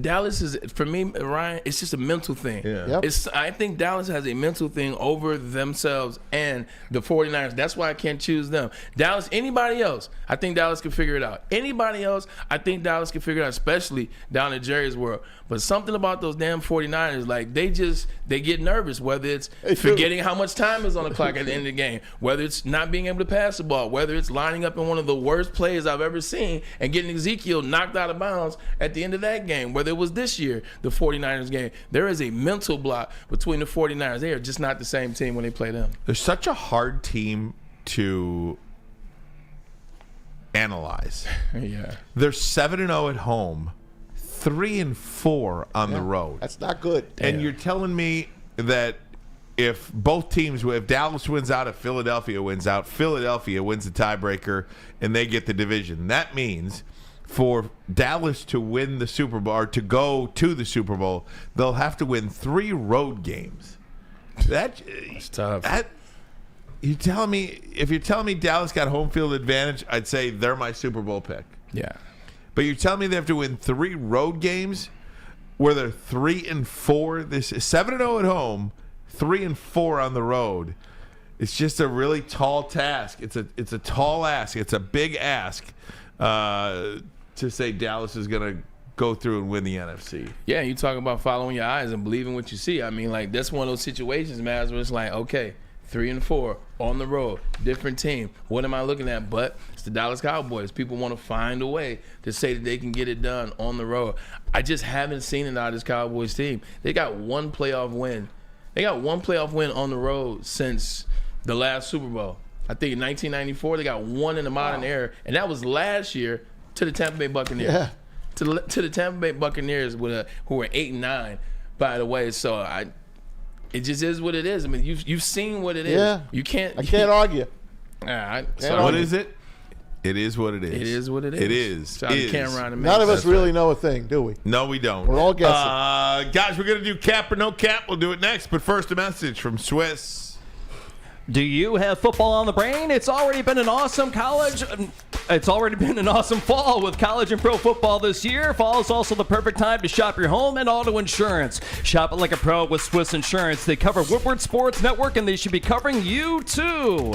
Ask for Mark at Swiss Insurance today at SwissINS.com or call 248-800-4177. And now over to Rye Guy for a little WSN merch. Oh, yeah, let me tell you about it. Wearing the same old Detroit sports merch. It's a new era in sports wearables, new designs, amazing apparel, ultimate swag. Check out Woodward Sports' latest gear at woodwardsports.com. Shop hoodies, tees, the hats, guaranteed to turn heads. Latest designs today. Just go to woodwardsports.com, click on that shop tab, and have some fun. We'll be right back. Stop searching for a vehicle and start finding one. Les Stanford Chevrolet Cadillac makes it easy. We harness the power of multiple dealerships and own the biggest selection of GM brands in the area to get you the car you need. With the Les Stanford Group, you'll have access to 4 different dealerships, providing you with more makes, more models, and more choices. We're connected to more than 1,000 vehicles. And with so many high-quality CPO vehicles available, you'll find new car quality at pre-owned prices. You can start and end your search at lesstanford.com today. Savor the heart of home at Big Boy with our all-new down-home comfort dishes. Feast on home-style goodness with our Southern Comfort Chicken Bowl, veal parmigiana, and apple pie hotcakes. The down-home delight doesn't stop there. Potato pancakes are back. Dive into the richness of our perfectly crafted potatoes with our classic potato pancakes and our stuffed potato pancakes. Top off your meal with our new gingerbread shake, a seamless blend of creamy vanilla and sweet gingerbread flavors. Nothing beats the comforting taste of down-home cooking. Enjoy every bite, only at Big Boy. Woodward Sports' own Tom Mazaway and Sam Stick Day will be hosting our Lions postgame show after every Lions game all season long. Tune into the Woodward Sports YouTube channel for his hot off the press takes, game analysis, and Kool-Aid sipping celebrations. You won't want to miss it. Join Maz, Stick, and special guests each week immediately following every Lions game, exclusively on the WSN YouTube channel. Join Woodward Sports and Long Drink in 2 weeks for the Lions VIP tailgate. It's the last one of the year, and guess who is going to be doing the pregame? That's right, myself and Jeff Iafredi. Get your tickets at bullseyeeventgroup.com. Once you come down, look, the party is going to be fun. 2 weeks, it's the last party of the season before the Lions get ready for the playoffs. Come on down. We're going to have a good time. It's Eastern Market, Shed 5. Pull up. Woodward Sports Network will be there.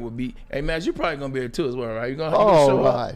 Maz may or may not show up, but come down, have a good time. Just might be there. Drinks, food, everybody is great. And then once the game starts, the tailgate is over, because now it's time to go on the Ford Field and watch the Lions beat up on the Vikings for the second time. Get your tickets today, bullseyeeventgroup.com. Welcome back, Ermanni and Edwards with Maz, joining you guys on a beautiful Wednesday. Maz, it was actually nice outside today. It's gorgeous. Like, it's beautiful. I had the windows down today. This is one of those random December days we get where it's about, 48, 47 outside. Yeah, about that. Feels real good, sunny outside. And it's cap or no cap. So excited about that. I gotta get the cap, man. We didn't play with the cap last week. I don't think we made it as fun. Use the helmet. I can't put the helmet on. That's a fake helmet. Oh. That's a fake helmet. It's got that false hat. It's got that false top. We just exposed our prop. Hey, let me see that. Let me see that helmet. Slide it over to you. No, this is it's got this like fake. It's a desk helmet. It's a desk helmet. It's a desk helmet. It's got. You know what I want? I always wanted a helmet phone. Oh, I used to want one of those too as a kid. Boy, did I want those. You can get them on eBay. You can still get them on eBay. I don't even have a house phone. If you have a house phone, I highly recommend the helmet phone for your desk. Maz, you're the king of the NFL. You have every NFL everything. I do. You love the league. I love it. You love that league. I got like 4 footballs at home waiting to put them up on a shelf. Don't have any shelves. I don't know what to do with when these you things. get a shelf. Does anyone need a football? I'm having the damnedest time. I'm going to have to ask people in the chat about my fantasy, man. I'm excited. Tell them about your team. Who's hearted? This is my first time in the fantasy championship game. And this is only my second year playing. So I'll ask them at the end. Right now we'll do cap or no cap. You guys know the game. I'll say a statement. When I read the statement, the answer is cap or no cap. I'll go to Ryan Ermanni, then Tom Mazaway, or I'll go to Tom Mazaway, then Ryan Ermanni. So let's start off with this one. Cap or no cap? Sam Laporta, 9 touchdowns on the year, almost at 1,000 yards. Looks like he's finishing very strong. Meanwhile, C.J. Stroud's been injured a little bit, been banged up a little bit. Don't think they'll win the division anymore. Sam Laporta will beat out C.J. Stroud for Offensive Rookie Player of the Year. I'm going to say yes. No cap. Woo! I'm going to say no cap, and purely based on C.J. Stroud's missed some time now. He's going to miss this week as well. He'll miss this week as well. So we'll see what happens with them, and we'll see what happens. If they make the playoffs, I have a hard time not giving it to C.J. Stroud. But now that he's missing time, and is Case Keenum their guy there? Yes. Case Keenum. Man, he's probably the best backup in the league. Backup. I'm going to say no cap. I do think Laporte's doing stuff we haven't seen in our lifetime. Yeah. I'm gonna say cap. Ooh. Unless Sam Laporta can get another 3 or 4 touchdowns to end this year, and to get the Lions obviously to win the division. They will, and I think he has a hell of a shot if he gets double-digit touchdowns. Yeah. By the way, that's with that caveat. Yes. I agree with you. But C.J. Stroud, he's a stud. He is. Yeah. He's a stud. You'd be lucky to have him on your team. He's an absolute stud, but I'm going to say this is no cap, and the reason why is Sam Laporta is actually number 1 at his position in the NFL, not rookie. Not rookie tight ends. That's like he's number 1 in his position right now in the NFL. I think that goes. He can go over 1,000 yards. Exactly. Like this week. Week he'll go over 1,000 yards. I think he finishes with 11 touchdowns. That's 2 more touchdowns. I think he goes over 1,100. You're talking about a guy that for his first year, he's better stats than George Kittle, who's in this magnificent San Francisco 49ers offense. You're talking about Travis Kelce, who's arguably the greatest of all time. Insert tight end here. No one's better than Sam Laporta this year. So I say that's no cap. All right. Next one. Ja Morant. Did you see him last night? I did. 25 points in the fourth quarter, 34 overall, or 25 points second half. He's rested up. He's definitely rested up, including a game winner layup floater. Is Ja Morant the best player in the NBA? Now, before I ask this question, remember all of last year, he was in MVP talk until he kind of played himself out of it with some things off the court. So keep that in mind when I ask this question. It wasn't a random one. Maz, I start with you. I'll say Ja Morant is the best player in the NBA. I'm going to say this. I haven't followed the NBA as much as I should this year. I'm still going to say Cap. I'm going to say Cap for sure. Yeah. I'm going to say he's not the best player in the NBA. But if you ask me who is the best player in the NBA, I probably couldn't give you Jokic the answer. Yeah, it would probably be someone like that. Jokic, Giannis. Yeah. What Tyrese Halliburton is doing now is a young player. I put Giannis above everybody, to be honest. I'm going to say this is Cap, and I'll tell you why.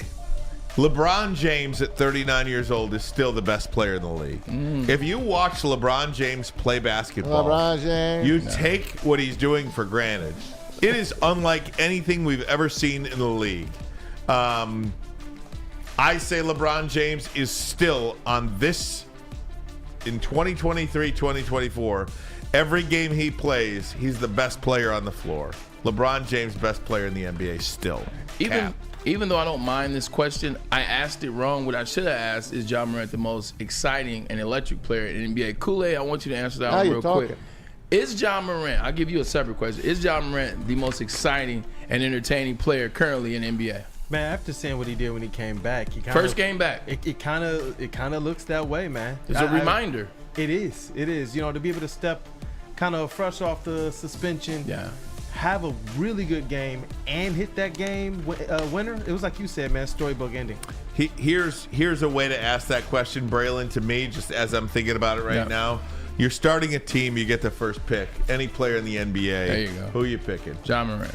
I might be with you as well. Yeah, Ja Morant. I think a lot of those players are young, have injuries, and I think that's what it starts to get to. I'm taking Victor. I really just wanted to get Victor Wembanyama. Yep. I really just wanted to get some love in there for Ja Morant because what he's gone through, when he came back, he was very on point. Now, so let me say this about Ja, if I may. Yes. I'm all for second chances. I'm all for third chances. Now it's up to you, young man. Now it's totally on you, okay? We'll wipe the slate clean. Everything that's happened before this, we're going to chalk it up to youth. We're going to chalk it up to being immature. But second chance, third chance, and now it's up to you. It's totally up to you. It's on you. But this, as of today, the slate is clear with me, the NBA fan. I agree with Father Ermanni, 100%. I agree with you. Now, I'm not being funny. I agree with Ryan Ermanni. He's being right. Guys have forgiven him. He came back. He won the game. Everybody forgot what happened last year. Let's keep forgetting, Ja. Keep us doing that. All right, cap or no cap? The Pistons. Pistons will win more games than Laporta scores touchdowns. Is that cap or no cap? I'll go first. That's cap. That's cap? Cap. They're not going to score. They're not going to win as many games as Laporta scores touchdowns. They got about what? How many games they got left? It don't matter. They got 2. 55. And he's got 9 already, right? Yeah. Okay, so he's going to get a couple more at least.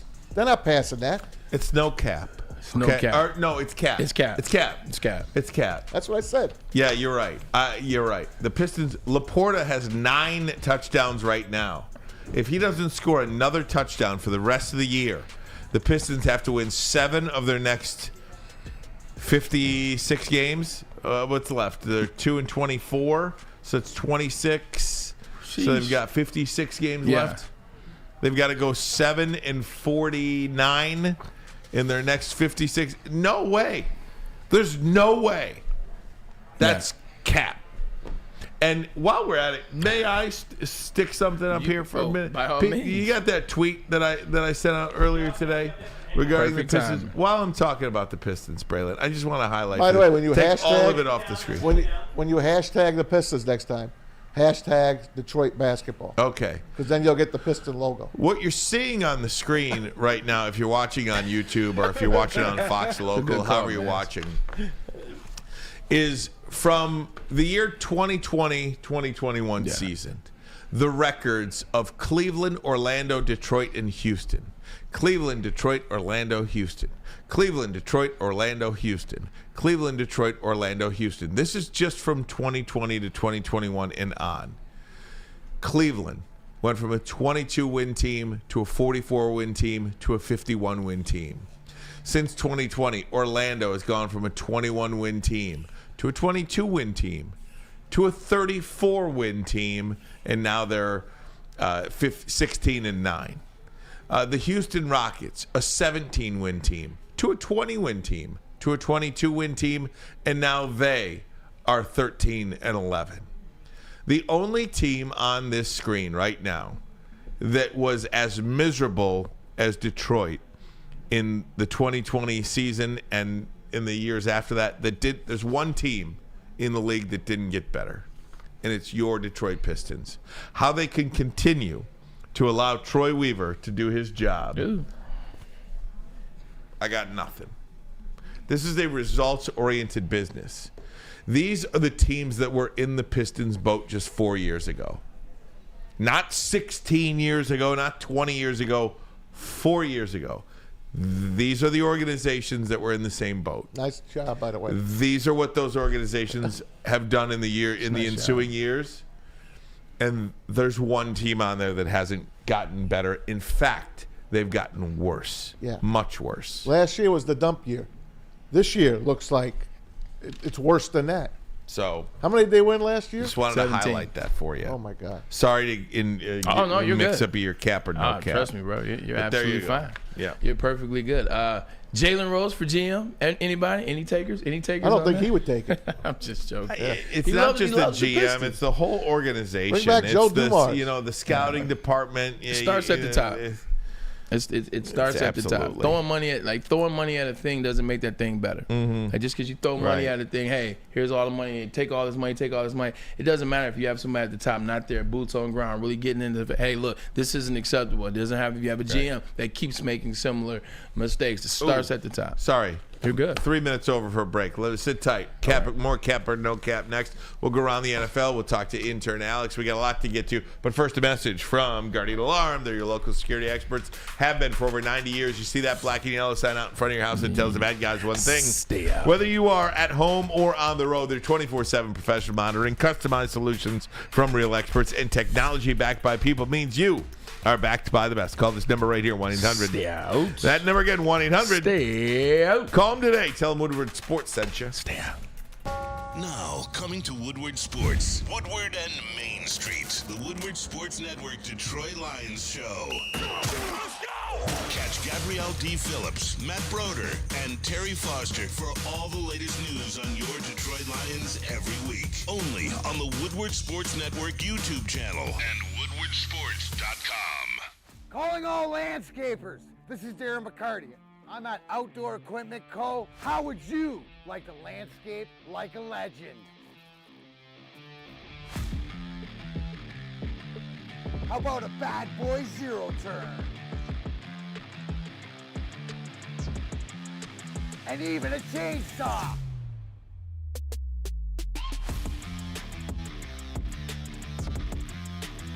And even a weed whipper. Whether you landscape for your job or landscape for fun, get all your equipment from Outdoor Equipment Co., the official equipment provider of Woodward Sports. Michigan grown, family owned. OutdoorEquipCo.com.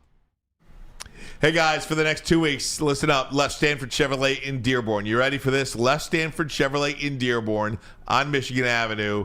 They've got over 200 Chevy Trailblazers on their lot right now. Chevy Trailblazers. You go there. You put $2,000 down, $200 a month, car's yours. $2,000 down, $200 a month for Chevy Trailblazer right now through the end of the year. Tell them Woodward Sports sent you. Wow. You don't see prices like that at all anymore on anything. Brand new car.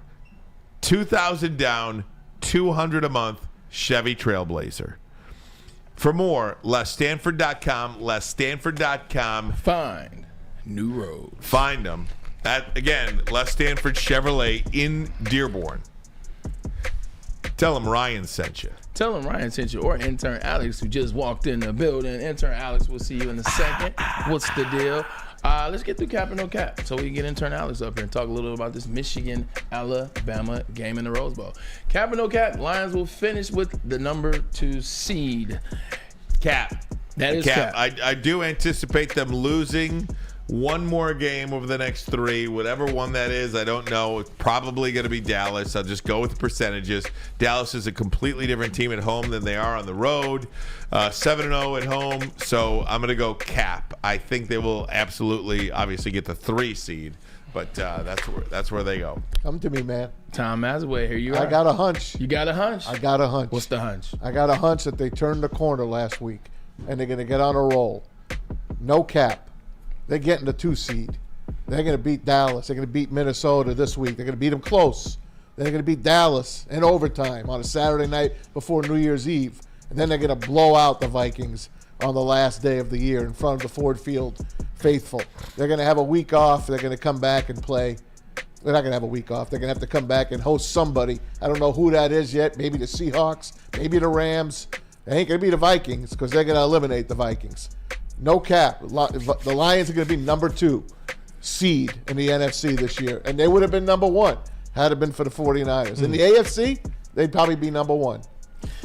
Well, we are not in the AFC. We're in the NFC, where the Detroit Lions will finish with the number... I got to go No Cap on this one. Yeah. The Lions will finish the number 2 seed. I agree with Maz. They turn the corner. And it's not so much the offense. Because we know how that offense plays when Frank Ragnow plays, when they play at home. It's not that.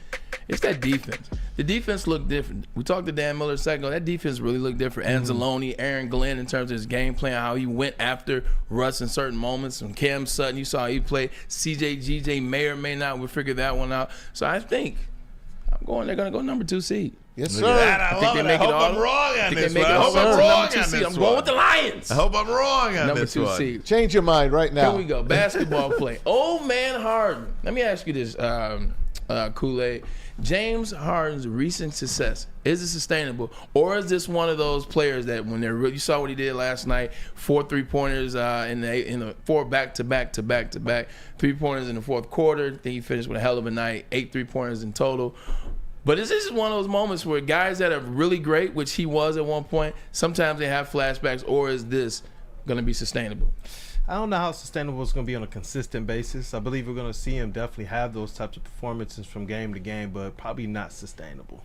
Brian Ermanni. I'm going to say no Cap. Okay. I do believe it is because I think you have these 4 players, Paul George, Kawhi Leonard, James Harden, and Russell Westbrook, that really kind of have bought into this idea, hey, we're at the end here. We've all gotten ours. Let's try to see if we can come together and win a championship. And Russell Westbrook, I think it's clear that he's bought in. He's gone to the bench.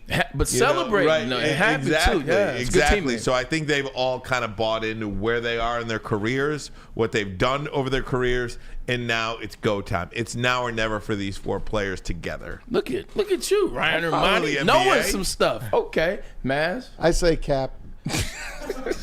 I say Cap. He's going to eat himself out of that lineup again, and he's with the Clippers. I rest my case. I say Cap, and it is because I've been waiting to wear this. There's no caps today, man. I say Cap because it's the Clippers. Like, Clippers they've always been a play or a series away from imploding, so it's not. I'm going to go out on a limb now. Oh. Clippers win the championship. There you go. You're out of your mind. Clippers win the championship this year. I mean, if you didn't look so clean cut and so smooth and so on point, I would ask you what you were on, but I know it's nothing. If I didn't want you to never bet, I don't want you to ever bet. No. So I won't take that action. Okay, but if you were a bettor, I would come over there right now and take that action. Just remember this, okay? All right. Can you do me a favor? I can. Remember this and then come back at me, okay? All right. All right. Okay. Just saying. I got you. Clippers going to win a championship this year. All righty. Speaking of championships, the Detroit Lions, Jamison Williams will go over 100 yards this game. Do you think the Detroit Lions, Jamison Williams will go over 100 yards this game? Is that cap or no cap? Oof. We saw last week, you had 4 catches, big catches in the game. 4 catches, yards. 47 yards. They were big catches. I'm telling you, they're easing him into it. He really just needs one. He needs like 150-yarder, right? I'm jumping ahead of him. Cap. You going cap? I'm going to go cap. Cap. I'm going to go cap, too, just because it's just not what the offense requires. Right. Even if he catches 2 44-yard touchdown passes, you know what I mean? Like, that's still less than... He finished with 88. Right. Exactly. 88. And a reverse for 20. Exactly. Yeah. I think he goes over 100. You know, I've been waiting for this to happen. I've been supporting. You're in a good mood today. I have been supporting him, and I am actually. I didn't start that way today, but you guys got me there. Shout out to you guys as well as B. I think he does, though. I think he's starting to find his, and I think they want to get him there. I don't think it's necessarily about that offense trying to force something. I think they want him to be in the best mental space he can because they're going to need him in the playoffs. They're going to need him for plays. So what better to get him a couple throws in this game as you've seen him working hard. So I'm going to say it's no cap. Hey, Super Saiyan Lion on the chat agrees with Ryan that the Clippers are going to win the ship or the chip. Look at Either that. one. Look at that. I would say he's crazy too, but he said Super Saiyan, so Dragon Ball was one of my things growing up. So a lot of love to you. Shout out to Vegeta was the best character, just throwing that out there. Although Goku was the strongest. Next one, we got last one. Here we go. Aiden Hutchinson. Now, in the midst of all these praises that we're giving out praises and love to everybody. There are also times you say, hey, what's going on in a certain situation? Aiden Hutchinson is getting the benefit of excuses, cap or no cap. Now, what I mean by that is people say, he's double team, he's triple team. He's seen a lot of different looks, and he's the best one on the team, so they're focusing in on him. Is he the benefit of excuses? Is he getting the benefit of excuses? Yeah, I mean, perhaps. I mean, look, if he went to Texas and not Michigan, would he get the same sort of fanfare that he gets here in Detroit? Probably not. But I think it's the reality, too. Yeah. You know, I mean, the reality. Look, you saw what Bruce Irvin did. If you put somebody competent opposite him, you see what he can do. You know, I mean, it is a team game. You do need help out there. So, I'll say cap on that. I'll say cap. And he's a young player. Yeah. He's not Reggie White just yet. He's not Joey. But Joey Bosa and Nick Bosa are first ballot Hall of Famers. You know, just because he's a white D end, doesn't mean that you T.J. Watt. Compare him to T.J. Watt, J.J. Watt, Nick and Joey Bosa. He couldn't play on Rashad Mendenhall's team. He wouldn't be on Mendenhall's team. No, not at all. But he'd still get some action. But nonetheless, I'll say cap on this. I'll say cap as well. I think he's a superb player, and he's only going to get better. As much as I wanted to say no cap on this, I did my homework and did my research, and I think he definitely is not benefiting from excuses. He's benefiting from that's just how it's going now. He's being targeted. So I will say cap as well. All right, coming up next after Big Boy, we're going to get with our friend Intern Alex, the great Intern Alex, part of our Wolverine Wednesday segment. That's a segment that's brought to you by our friends at Skinny Butcher. We'll do that. Recruiting day today, National Signing Day today. Michigan changing it up in preparations for the Rose Bowl. Alabama, lots to get to. Harbaugh rumors today. Oh, boy. Let me get out my rumor mill. Lots to talk to with Intern Alex. We'll do it next, but first a message from Big Boy. All right, guys. Wintertime in Detroit's always better with comfort foods from Big Boy. Start off with a great breakfast. The stuffed potato pancakes are back. So are the Santa Fe omelet. And, of course, what is the other omelet? It's the Santa Fe and the classic lumberjack. And those apple pie hotcakes are too good to pass up. So get on that. And, of course, you want to get a little lunch or dinner. The new veal parmesan meal is outstanding, as well as the Southern Comfort Chicken Bowl. Want to finish it up with a great shake. You know, any flavor you want, but they got the holiday shake out now. It is the gingerbread shake. Try one, try them all at your local Big Boy. Where's the most convenient place to get that big fitness energy? It's Planet Fitness. Join today for just $1 down, $10 a month. With over 2,400 locations and equipment for every workout, you can get in, get energized, and get going. And with free fitness training and most clubs open 24 hours, everyone belongs in the judgment-free zone. So join today for $1 down, $10 a month, no commitment, cancel anytime. Deal ends Wednesday, September 13th. Join now at any Metro Detroit location. Hurry, offer ends soon. Woodward Sports' own Tom Mazaway and Sam Stick Day will be hosting our Lions postgame show after every Lions game all season long. Tune into the Woodward Sports YouTube channel for his hot off the press takes, game analysis, and Kool-Aid sipping celebrations. You won't want to miss it. Join Maz, Stick, and special guests each week immediately following every Lions game, exclusively on the WSN YouTube channel. At work and at home, we're there with smarter security solutions. Featuring complete automation with customized alerts and more. For over 90 years, we've been the company that's been counted on to protect what matters most, all with personalized service and care. Right now, for a limited time, receive a free video device plus free installation with a new home system. Guardian Alarm. We protect Michigan. Need a stocking stuffer? Here you go. It's Jack Labrador, and we've got that QR code. Pull your phones out. Check out that Jack Labrador QR code. Has watching and arguing about sports made you feel like a last-minute shopper? Jack Labrador has you covered. It's going to change your gifting game. In your face, heads up play.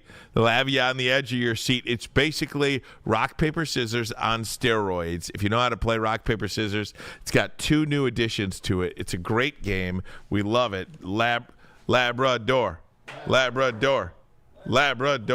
Oh, man, we can't wait to play it with you. Come on. Oh, yeah, we got all kinds of cards in here. It's a great deck of cards. Jack Labrador. Get it today. There you go. That's me reading the Maz read because we've got Intern Alex in the Maz chair today. Maz, you want to be on the mic or you don't want to be on the mic? If you don't want to be on the mic, you keep your mouth, zip it over there. Okay? Okay, please. The great Intern Alex is in the house with us here at Woodward Sports. Wolverine Wednesdays brought to you by our friends at Skinny Butcher. Absolutely. Alex, first of all, how are you, my friend? Great to see you in studio. Yeah, I'm doing great. Done with finals, National Signing Day, bright future in Michigan football. Got a Rose Bowl against Alabama coming up, and I get to sit in the Maz chair, so I'm moving up in the world. It's absolutely. It's each and every year, each and every segment getting better. You are in the Maz chair. Alex, talk to me about, first and foremost, National Signing Day today. We've seen this transition over the years at Michigan. I remember covering the Signing with the Stars event when Jim Harbaugh first started. Now they don't really do anything like that. I don't even know if they actually tweeted out the names of players that they signed today, but nonetheless, all the players were saying, born to play for Michigan and all that stuff. What do you make of the class that Jim Harbaugh has signed here today for 2023, I guess? I absolutely love this class from Jim Harbaugh. It's not as highly ranked as many people would think, but a lot of that's due to the nature of rankings, with them not ranking like interior offensive linemen very high.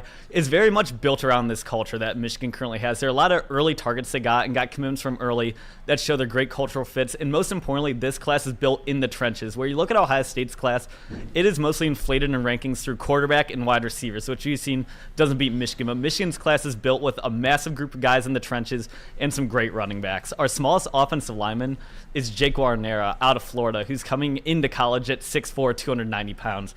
So Michigan's going to set themselves up long-term to have a ground and pound program ahead of them. And they did, get the letter of intent from Jaden Davis, the quarterback that they recruited heavily this year. And I think maybe there was some question towards the end here. Would Dante Moore come to Michigan, from the UCLA quarterback from MLK?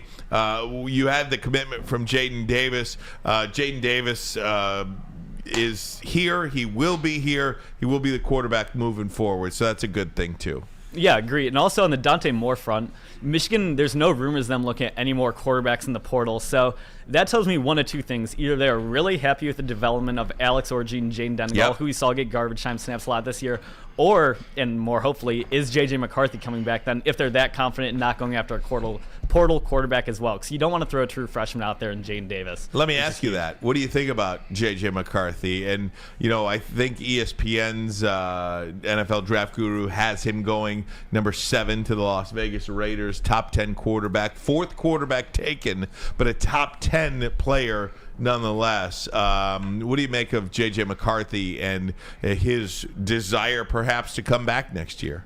I think a lot of it's going to come down to where he's getting like actual reviews of where they think he's going to get mocked. Because last year the 20 pick in the draft was a JSN, and he's getting about $4 million a year. And you have to imagine a quarterback of his pedigree at Michigan can make a lot more than that on NIL next year.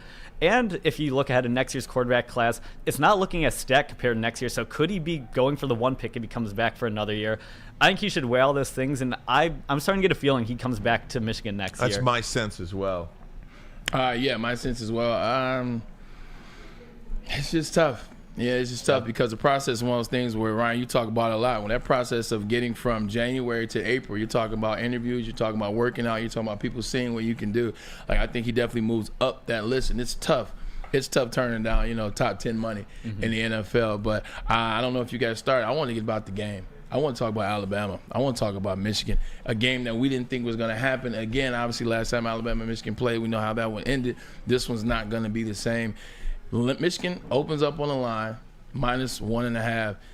But are you nervous about Michigan? I've asked you this question, but I've done some more research. I'm watching, I'm looking at lines, I'm looking at how Alabama played this year. I'm looking at how Michigan played. Outside of Roman Wilson, it doesn't seem like another wide receiver stepped up. I was excited for Cornelius Johnson to come back, but he didn't finish. Well, he didn't have the season that he did in the last 2 games last year, if you will. Obviously, the Ohio State game, he had a huge game, and then TCU, he made some plays as well. But just haven't looked like the same team rushing the ball as well, too. So looking at this game, starting to get nervous looking at what the athleticism of Alabama's defense. Am I tripping? No, you're totally right there. Like, the strength of this Alabama team is their defensive backfield. They have 2 of the top 5 cornerbacks, probably both first-round cornerbacks, in Terrion Arnold and Kool-Aid McKinstry. Yeah. Caleb Downs is the best true freshman in college football this year. He's played out of his mind at safety.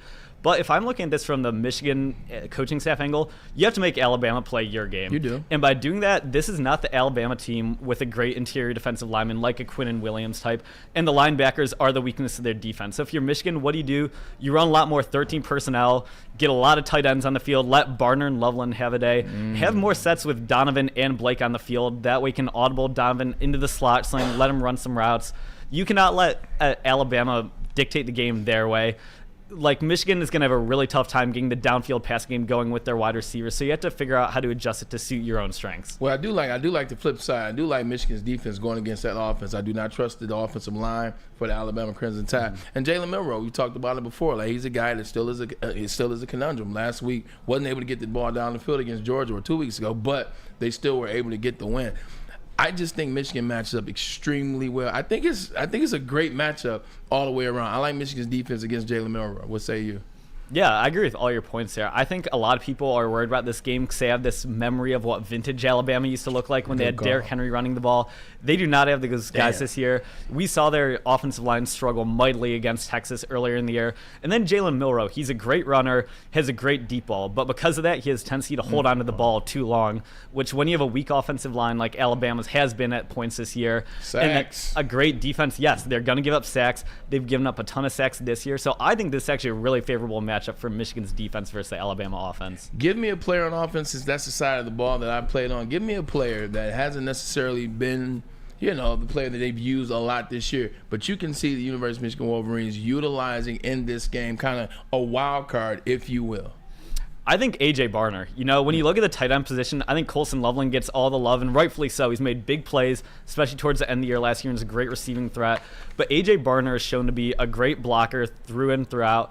And then I think he'll be really useful in the play-action pass game with him leaking out a lot after he goes on blocks. So I think A.J. Barner is going to have a great game in the Rose Bowl. Intern Alex with us, part of our Wolverine Wednesday segment, brought to you by our friends at Skinny Butcher. Alex, I wanted to ask you about the report that came out today. Jordan Schultz, NFL writer for Bleacher Report, says that the LA Chargers are really going to go heavy after Jim Harbaugh. There have been some discussions. What do you make of all that? I say nobody knows anything. His name is going to be brought up in every vacancy probably known to man.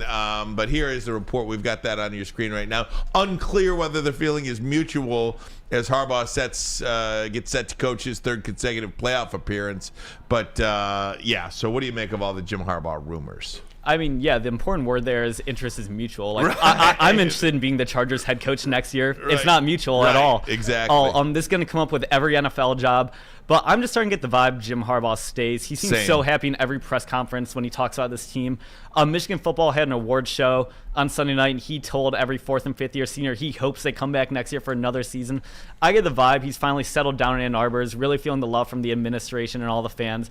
I think he's going to be the head coach of Michigan next year, and I really hope they just get this contract extension done so we can stop hearing about these NFL rumors every time someone gets fired this cycle. Could not agree with you more, young man. Well, it's so good to see you, Alex. So great to see you in person. We're so happy for all your success, and we'll talk to you again next week. How'd finals go? Can't wait. Oh, they went well. It went well? Went well, yeah. We're good? Thumbs we knocked up. them out the park? Yes, sir, we did. Absolutely, that's right. I love it. Congratulations, Alex. We're your biggest fans, and so happy for all your success, my friend. Thank you. Appreciate it. Zingerman soon. Intern Soon. Alex, that's right. And again, thanks to our friends at Skinny Butcher. It is the Wolverine Wednesday segment. We will take a break, come right back. When we do, we'll wrap it up. But first, a message from Fairway Packing. Ooh.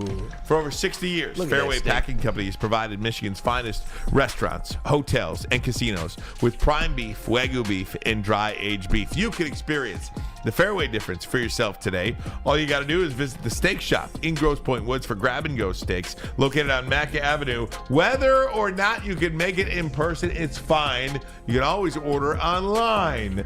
Fairwaypacking.com, fairwaypacking.com.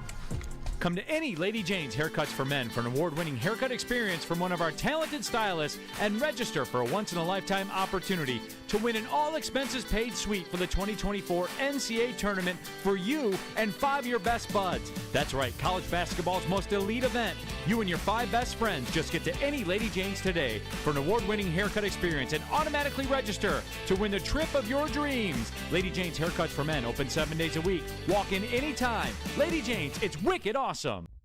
Brace yourselves, Detroit. As the sun begins to set, 2 of Woodward Sports' brightest young stars will be taking the mic for a brand new show. Woodward Nights with Spooner and Broder. The dog days in Detroit are over, and the boys are unleashed. Join in on the banter and hop on the bandwagon of the #1 night show on the internet. Tune into the Woodward Sports YouTube channel every weeknight from 8 to 10 p.m. Woodward Nights with Spooner and Broder.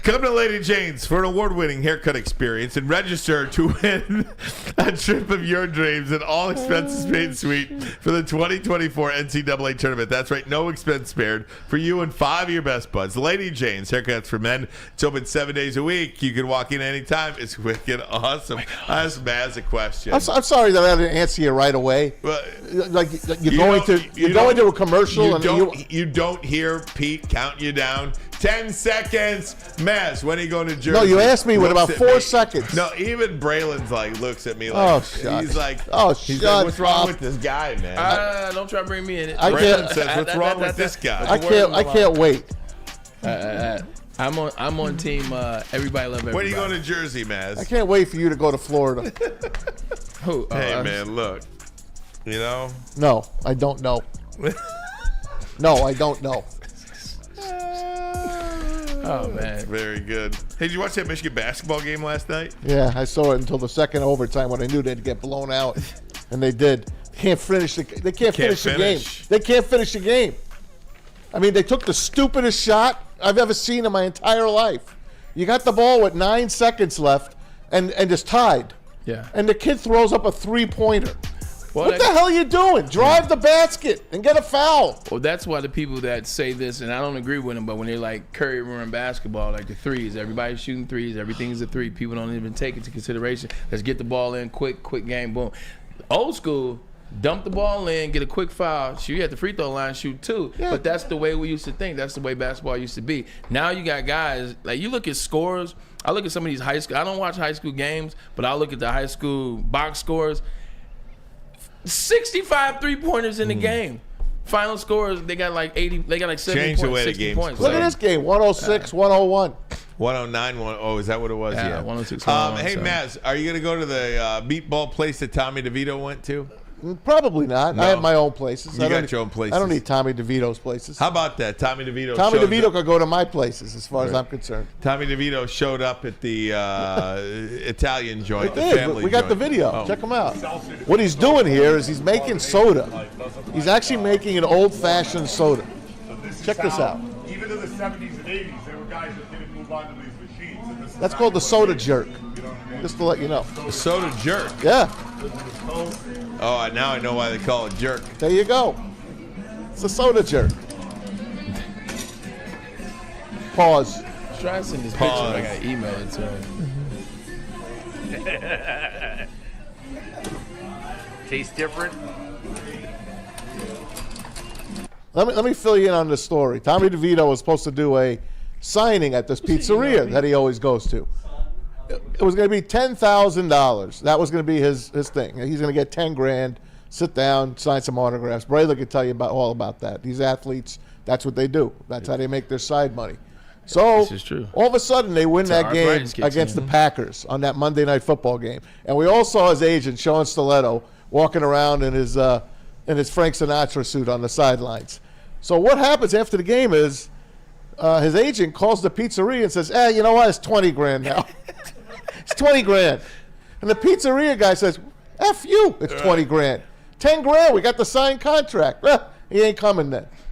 So Tommy DeVito gets wind of this a day later or so. Right. After everyone on the internet is killing him. They're killing him on Twitter, on social media, Instagram.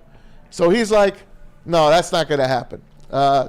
He told this guy, Sean Stiletto, you're my agent for football. You're not my marketing guy anymore. He hired a marketing guy now. Tommy Cutlets has a marketing guy. Sean Stiletto is only his football agent now. So great. He's like one step away from getting kicked out of the Tommy family. Cutlets. So he went there yesterday for free. He showed up, surprised the owner for free. The owner had some great there words were like for him. 3 guys. The owner had some great words for him. What'd he say? It was mostly curses. That's why I didn't put it in. But he had some about the Stiletto guy. Oh, really? Oh, yeah. What did he say? I didn't hear who's it. this? Who's this MF telling me? He's telling me I got to pay 20 grand. Well, who the F does he think he is? Only in New York, man. Only in New York. There you go. That's the real thing. When I saw him on the sideline in the green suit and he started promoting himself, I commented on X. Now you got me saying X. You got me saying the right It's way. the proper way. Commented on X. I said something like, "Look, man, get out of there." Because when you see agents or you see people that it's really about them and they try to make it about them, they're gonna screw you because they're gonna make people look at you a certain way. You gotta have great representation, or you gotta have representation that you respect yourself, that you trust to do moves, because you don't want to wake up in a situation like this where there's a bunch of MFers and this, that, and the third. So gotta have the right people around. He won't last through next year. Well, I don't know about that. He's the representative for Iffy Melifonwu. Yeah, he is. I saw him. He was in Detroit on and he had his Saturday best night. game. I know. He had his best game. Crazy. I hope he makes it. He can't I do didn't that. know he was a legit agent Yeah. until he was He's here on legit. Saturday night with Iffy. He's there. He played ball in the against Todd McShay. Yeah. McShay tells a He funny played story ball. about him. All right, Maz, good stuff. Breaking us out of here. Wings at Winnipeg tonight, trying to snap a 3-game Oh, losing yeah, streak. snap it. Let's go. Here's a good one. This is how we get out of here. We are all big Rocky fans, correct? Yo. Well, this was my first birthday, and look who came to the B-Day. Get out of here. Clover Lane, baby. Come Are on. you kidding me? I saw this, and I had to bring it in for you guys. What man. was this all about? Why did we bury the lead? This is the lead story. Because I forgot. I You just waited saw for it. me to show up.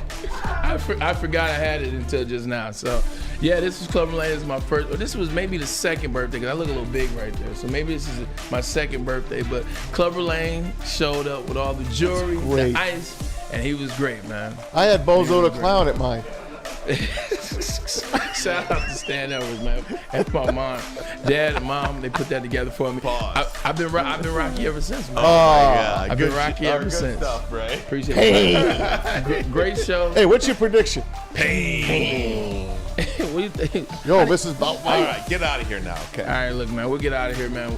2 more days left to the end of this week, man. Detroit Lions, you heard from Dan Miller, you heard from everybody. Lions are looking like the team to beat. Number 2 seed, here it comes. Stop talking, Maz. For my man, Peace by back to Kool-Aid. Maz, we appreciate you for being here, buddy. Ryan Ermanni, we see you guys. We love you. Show Maz right quick. We're out of here, man. Show Maz. Ain't no Maz, bro. All right, there he is. There you go, Maz. What happened? You got bad news? Pause. Woodward Sports Network. Ermanni Networks with Maz. We'll see you tomorrow.